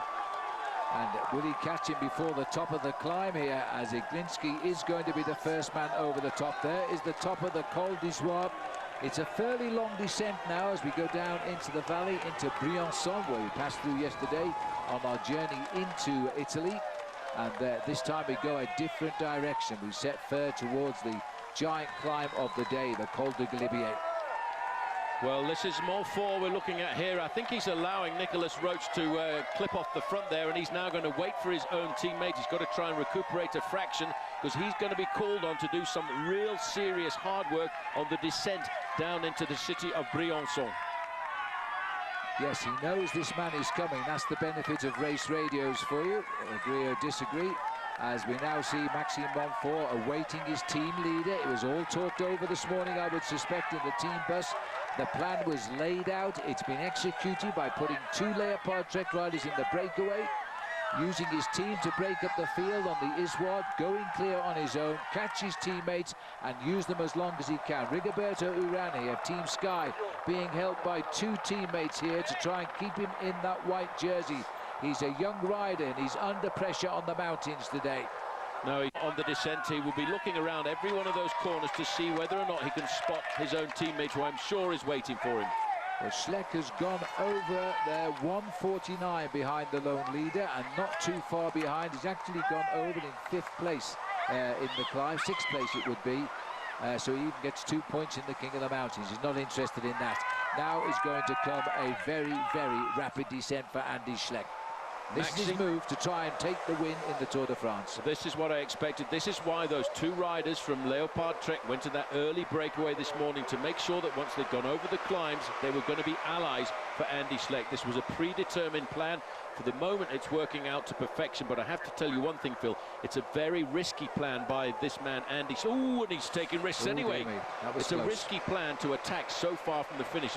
I'd have to go back through the history books a long way to see which one of the guys who's won the Tour de France recently has attacked so far away from the finish of a mountaintop finish. I'm glad you said recently, yes, but I think he felt he had to do it on that climb, because he knows this one-on-one on these last climbs of the day, he hasn't been able to break Alberto Contador, or indeed Cadel Evans. So he's gambling here on will he survive the day. A little double take, and yes, it is Andy Schleck coming up behind. So Maxime Montfort is rather pleased to see that. He's still waiting for him. Montfort, quick drink before he hooks up. Yeah, Montfort is a tough bike rider, Phil. He's been a professional since 2004. He's ridden for a number of separate teams. In 2009, he was a member of Columbia High Road. Then he was still with HTC Columbia last year, but then they decided we want a strong boy for the mountains, so they brought him across here to Team Leopard Trek. Daniel Navarro on the front. He's been asked to do this pacemaking. Look at Frank Schleck just sitting there, riding up and down. Well, I think you're going to find when these boys get to the top, Frank Schleck is the leader of the Tour de France on the road. He'll have done enough to recoup all of his time, and he'll be in yellow virtual as the clock continues to run towards the top. Andy Schleck, if I said Frank, yeah. Yep. Raim Taramé now coming over. This is all psychological stuff by Frank Schleck over on the left-hand side, to say, guys, chase down my brother if you like, because if you catch him, I'm going to whack you all in the face as well on the final climb of the day. Well, not quite. He's gone over about 2:13 behind, so he's not quite the Maillot Jaune. He needed 2:37, but that's a very good start to a terrific day of racing by Schleck. He has taken what I would put down as the biggest gamble of his professional career today, because there has to be a question mark of whether he can survive what lies ahead of him, Paul. Well, that's the big question to me, Phil. We're looking at 51 kilometres to go to the finish. Yes, the first part of this is downhill, and that will be to his advantage. But once he gets down into Briançon, he's got a 15-kilometre ride along the valley road into a very strong headwind, and that could well go against him. But he's got to take this move. we're looking at just 48 hours of mountains, and that is his terrain. It's these 2 days that he's got to use to try and win the Tour de France if he can. He doesn't want to finish second again. No, I can well imagine, and neither, I suspect, does Cadel Evans, because like Schleck, he's also finished second twice in the Tour de France. Contador, the spoiler of the party for them both. But as they continue here, look at this now. He's just a little word there to his man. He has to pull him back to say something to him. Now he's letting him go again. He's probably said, just keep the pressure on. Don't panic. I'm staying behind you as long as I can. Just catching up now with Igor Silin, the rider from Team Katusha, looking over his shoulder and saying, oh, what's going on here today? Well, I'll tell you what's going on. It's a massive, big battle in the Alps. In the old days, it used to be Napoleon zigzagging across these Alps. Today, it's the men from Luxembourg. Well, the Russian has taken heart by the arrival of Andy Schleck. He's going to try and match him on the descent. Now, these descents are very, very precarious at times. They really do kick back on you, and Andy Schleck can gain time going down as much as he can going up if he can keep the pressure on, and he's got a good pacemaker now. Well, they're eating into the advantage of Maxime Iglinski. Let's not forget he's still the lone leader of the race, and he's a long way up the road. But I think all of a sudden, Phil, you will start to see a little bit of panic on board this express train. The express train containing Alberto Contador, Thomas Voeckler and the rest, because all of a sudden they're thinking, wow, should we really have let him go so easily so far from the finish? Absolutely no reaction. Remember that Andy Schleck 48 hours ago was complaining the Tour de France descents were too dangerous this year. Well, here he is now, where he's going to have to push himself to the limit to continue his progress. Well, he's not too worried about the descent off the summit of the Col de Galibier, Phil, because he'd be doing that in the car at the end of today's stage. Yeah, absolutely. That's no downhill after this one. We're on the next one. They used the full width of the road for that right-hander again. Dries Devenins has come back to this group. So they picked them all up. Nicholas Roach is still in front, and Iglinski. They're the only two riders left in front of Andy Schleck. He's wiped out everybody on the climb now. Well, the next man they should pick up should be Nicholas Roach. Then it just leaves Iglinski off the front end, and this group now starting to swell. I wonder if these two riders will actually participate in any of the work with the Leopard Trek attack. 3:58, the computer's saying the spread now, and to Schleck is 1:42 behind the lone leader on the road. So it is now at 1:43. He's gone even further ahead as he continues down. He's dropped 1 second back. The yellow jersey of Thomas Voeckler there knows now that his lead is threatened. He only has a few seconds left of his lead, but it's not to Cadel Evans. It is to Andy Schleck, who is the man now moving into the hot seat as he gambles on winning the Tour de France today. Rein Taaramäe here making one little move, looking over his shoulder as this is the remnants of the break, but they're starting to cut through from the peloton. So we'll have to take a break. It'll only be a short one, but get back to the action. That's a wide bend there as well for Ruben Perez. As the race goes on, we have seen a major move today on the mountain stage of the Tour de France by Andy Schleck. This is the move. Will it win him the Tour de France? Yellow jersey of Tommy Voeckler on the road is now off his shoulders because it's on the shoulders of Andy Schleck. Alberto Contador is in here. We've just got the one climb up now to the finish at the top of the Col de Galibier. It's very steep, it's very windy, and it's very, very long. Contador has only one teammate left in this group. Well, Voeckler is in the middle, and 21 is Sanchez.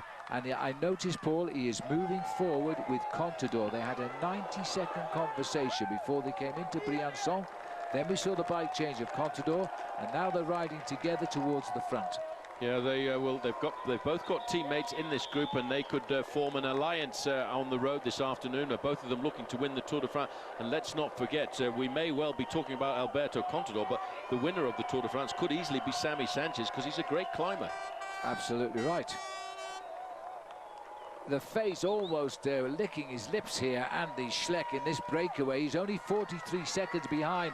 Yes, there are 5 of them, but Schleck is driving this race on with his teammate Montfort. They've closed it to 43 seconds. Welcome to the Tour de France. It should be welcome to Andy Schleck, I think, but this is the leader. This is Iglinski still out in front, but the gap is closing down. He's racing into a headwind. It's not easy now. It is not easy. It's going to be a long drag into this headwind, Phil, as they come away from Briançon. I would say they're looking at a good 15 kilometers of headwind before they start to get into the uphill part of the course. now in the lead. Phil, there is now, Phil, 3 minutes between the Andy Schleck group and the group containing the yellow jersey. This man is opening up a massive advantage, and all of a sudden Dries Devenens of Quick-Step has said, right mate, I'll come and work with you if nobody else will. Well, it reminds me of 1987 when it was Stephen Roach who was winning the Tour de France, but at the time he started a climb called La Plagne, the last climb of the day, and he had to chase down a gap of 2 minutes on that climb. He saved his Tour de France. He had the winners in sight at the line. We're going to have to see a chase like that again now. Chris Anker Sorensen has come back into this group for Team Saxo Bank. He's a very strong rider, but he's going to have to do something incredible this afternoon because Andy Schleck has a 3-minute advantage on the yellow jersey group. There will be a little bit of panic in the brains of one or two of these contenders for the overall victory in the Tour de France, because I'm sure, Phil, they did not expect this move.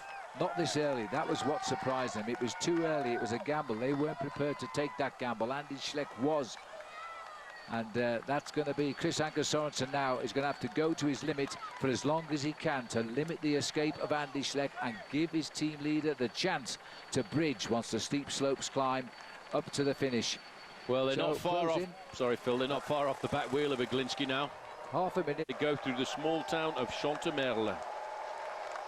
It's going to put him 2 minutes ahead of Cadel Evans. That is a big ask in the time trial. There's the catch coming at 29, we'll call it 30 kilometers left to ride. 6 riders leading, including Andy Schleck. As we see yet another piece of artistry here. Well, we are going to take a break, and then when we come back, it will be commercial free as we head up to the finish. Andy Schleck has played a real card today in the Tour de France. It's a gamble. These boys are taking the biggest gamble. Contador, Evans, are they losing the Tour de France today on the slopes of the Galibier? All down to Andy Schleck. He can't get any help from the other two. He has to set the pace. Well, about 8 kilometers to go, Phil. They will take that right-hand bend and they will start to go uphill. Andy Schleck currently, if we stop the race right now, would be the leader with a 2 minute and 9 seconds advantage over Cadel Evans. 2 minute 13 seconds over his own brother. 3:50 back to Sammy Sanchez and 4:06 back to Alberto Contador. And if they can't allow that gap to go up anymore, because I think in the time trial, Evans will be pushed to pull back just over 2 minutes of Andy Schleck. He'll beat him well in the time trial, but 2 minutes is not that long. Schleck knows it. Look at this man. He looks as though he's just happy to be out on a lovely day in the centre of the French Alps. The final week of the Tour de France is when you need to be fresh, when you need to be still able to go out and have the energy to attack a race like this. And I think this is what Andy Schleck was thinking about all the time when he rode the Amgen Tour of California, when he rode the Tour of Switzerland, thinking that in the last week of this race, Alberto Contador will have the Giro d'Italia in his legs and he will not be as fresh as I am. And that's what this kid has been dreaming about for months and months, since the Tour de France last year when he's finished second to Alberto Contador. Steve, winning for him his first Tour de France. The amazing thing is, Phil, if you ask Andy Schleck to ride an individual time trial, he can't do a good individual time trial. He can't get himself into that frame to suffer for 40 kilometers or 50 kilometers. But you give him a bit of freedom on a mountain stage like this, and he can ride extremely hard and fast. And he's still holding on to that almost 4 minute advantage. And that's where he's got to go. It's still an awful long way to go to the finish. For the next about 5 kilometers, Phil, he's going to have a gradient roughly between 4.5% and 5%. But it's once he takes this corner here, yeah, I think that will actually tip the scales to his advantage, because occasionally he will pick up a little bit of tailwind. Looking at the top of the Col de Lautrec, if you're wondering why you can't hire a camping car in Europe this month, it's because they're all parked down there. And there are literally hundreds of them on both sides of the road. I've never seen anything quite like it. No, it is quite remarkable. And in fact, let's not forget, there's another 10,000 camping cars at the top of the Alpe d'Huez for tomorrow's stage. That's for tomorrow as well. People have moved in there already. This is the top of the Galibier here. Look at the steepness of this climb as they go up into the cloud line where the race ends for the day. The highest ever finish in the Tour de France, celebrating the centenary of the Alps in this event back in 1911. Now that's why we're wondering, Has this man gone too early, or will his legs take him to the summit? It's a gamble. It's a gamble he had to take. And just as a point of interest, Phil, I raced over this climb, the Col de Galibier, a number of times myself. And in fact, today, it's about 1.5 kilometers higher, because in the old days, you used to go through a tunnel at the top. That tunnel is now closed, and the road has been extended over the top of the climb. How big is that? I'm glad I raced that. We'll actually see the old tunnel as we spiral up towards the finishing line today. He's still going in the ascendancy, though, like the mountain. 4 minutes is now the official time gap for Andy Schleck versus the rest. And I keep getting out of the saddle. He's hoping he can ride everybody off his wheel, but it's still, Phil, an extremely large group. And they're not cracking. Cadel Evans is now doing the pulling, and they're not causing any daylight. But if his strength can prevail in a few minutes' time on the mountain, then there will be a split in this peloton. And then it's a case of chase and try and defend what you've got. They're heading up towards the summit of the Col de Lautrey now, and watch for the right turn onto the Galibier itself. Evans had to make this climb, could not wait for the climb of the Galibier, because they've allowed Andy Schleck to get far too far ahead. Now, I saw Thomas Voeckler, he went to answer the call of the attack and then decided not to bother. Looks like it was a good decision, because they've all clawed the way back. Rein Taramaya is there in this group. Heimar Zubeldia is there. Ivan Basso, there's Contador. The right hand in the black is Frank Schleck. Looks like Damiano Cunego, just be off our picture, it is. All of the big names in the top of the classification are here, including the former race leader at the moment, Thomas Voeckler.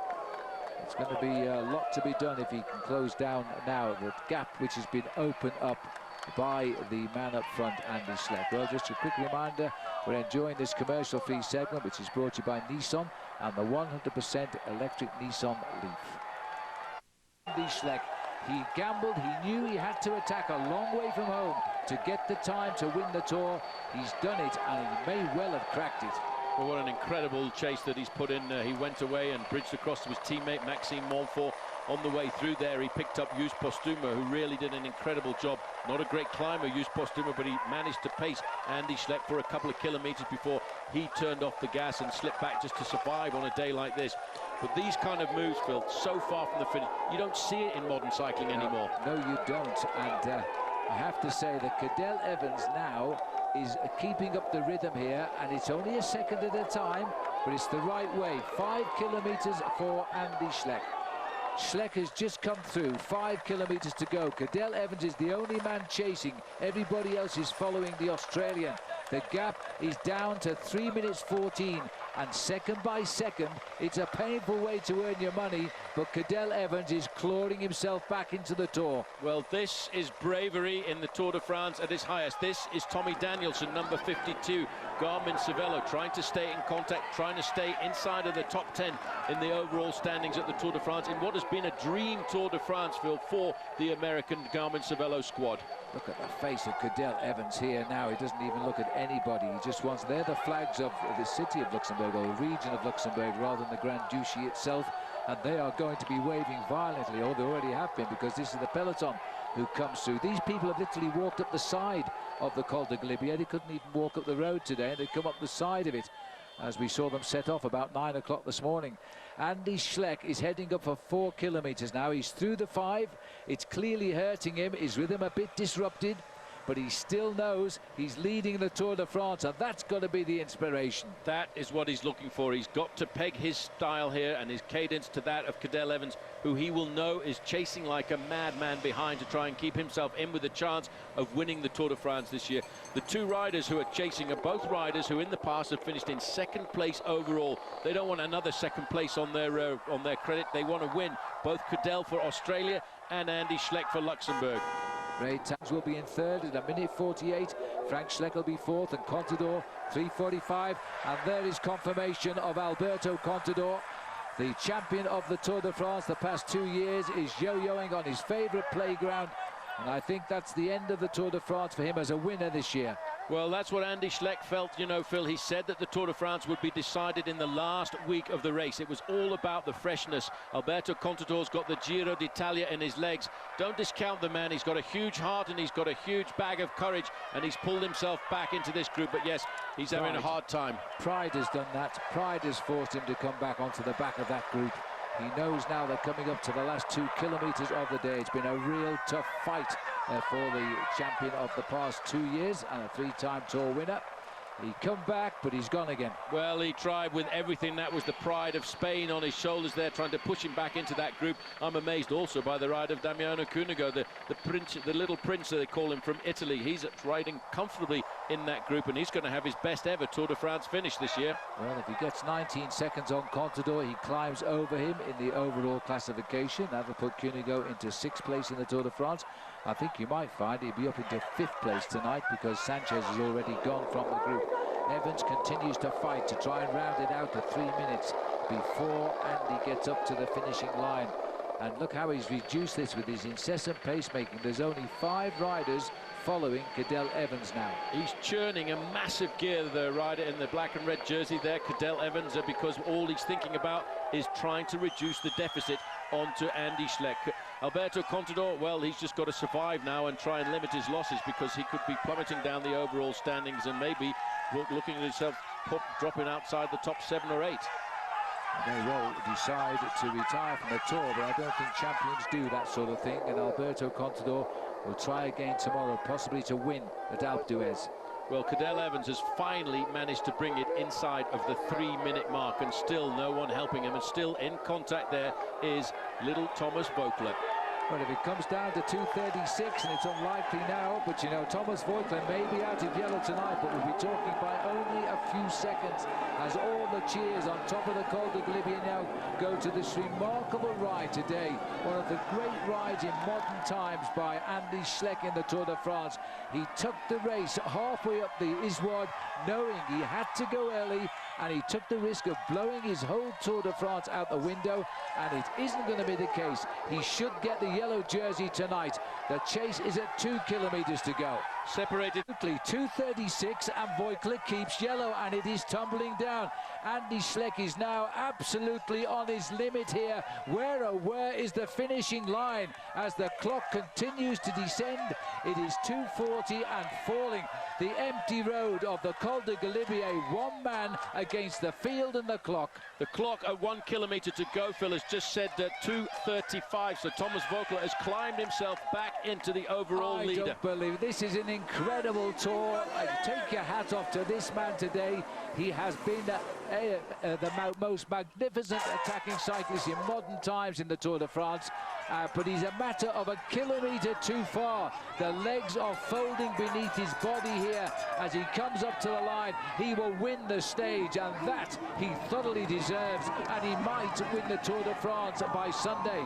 But is he going to be in yellow tonight, or is this incredible Frenchman, Tommy Voeckler, going to be in yellow for the 10th day? And he gets it. The clock starts now. Well, he wanted that. What an incredible performance by him, and now it's just a question, Phil, of watching that clock and watch out for Frank Schleck moving up here a little bit. Let's not forget they're thinking about getting themselves first and second at the end. Damiano Cunego has now dropped off the back, but still a great ride by the man from Lampre. 2 minutes 37 seconds is the time that will be wanted to be seen by Andy Schleck to be the yellow jersey tonight. But hey, whichever way it goes, we are talking seconds for the leader of the Tour de France tonight. And you know, I think Voeckler's tried a little attack here. This is the man he thanked, Pierre Roland. Voeckler is now lifting the pace. He must have been told he can keep yellow tonight. That's why he's trying to find the last few things. 45 seconds has gone by, 46 and counting. As now Cadel Evans again turns. He needs every second he can get to try and stay in this race, because the time trial will favour Cadel Evans. Well, Frank Schleck sitting on his shoulder there. That's psychologically, again, a minute has gone by. Cadel Evans is the one still trying to save the jersey for himself later on in the Tour de France, but also today for Thomas Voeckler, who has been incredible on today's stage in the mountains. And Frank Schleck just sitting there waiting for the moment to pounce. Well, as we claw and crawl our way up to the top of the Col de Galibier, we are looking for 2:37 and that will be curtains in yellow for Thomas Voigtler, who will be timed right to the line. He's got to fight all of the way. He knows what he's got to do. He's running now into the last minute to the summit to retain his yellow, 1:38, and going forward now. He's 100 meters to go. Now there's no surprise. Frank Schleck has watched and waited. He'll sprint away for second place, but watch where the clock stops for the yellow jersey. 1:52. He's only 100 meters from the front. He's got to sprint. This is taking the clock back 7 years for little Tommy Voigtler as Frank Schleck comes away at 2:04, the gap for him. Now Evans, he's got it down to just on 2 minutes. He was 1:18 behind, now he's not that far behind overall. 2:37, he's going to keep his yellow jersey.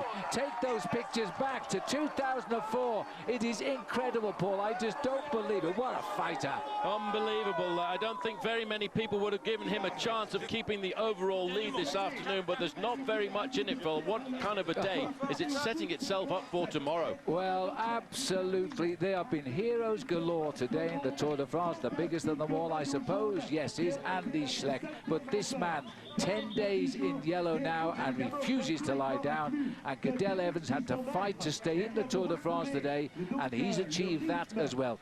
There are 3 winners today. There are 3 winners, and I tell you what, Phil, it's going to be a very interesting day tomorrow. Alberto Contador at the kilometre to go banner was over a minute behind this group at 3 minutes and 30 seconds, so his Tour de France has disappeared, and he's all over the road here, number 1, Alberto Contador. Well, it's a sad sight to see the number 1, the man who's won the Tour de France 3 times. He's looked infallible in the mountains. Tommy Danielson's also consolidated his place in the Tour de France tonight in 9th overall, but he's closed in as well. He had a bit of work to do to get higher than 9th. Ryder Hesjedal coming in as well. And at the back, we've got Christian van der Velde. So they've kept their lead, clearly, and increased it in the team race for Garmin Cervelo. Absolutely, they'll be very happy with that, as we can see here coming in Heimar Zubeldia, Jelle Venender, but behind him, he'll be surprised to be finishing in front of Alberto Contador on a day like today. And my quick calculation, Phil, is that, in fact, Thomas Voigtler has kept his overall lead by 15 seconds. And in a similar situation back in 04 against Lance Armstrong, he kept it by, I think it was 22 seconds. And that man won't give up, will he? No, he won't, and I tell you what, we're going to see a great battle tomorrow, and just be careful tomorrow. It may well be there's still the Schleck 1-2, because Andy Schleck's brother Frank had a very easy ride here this afternoon.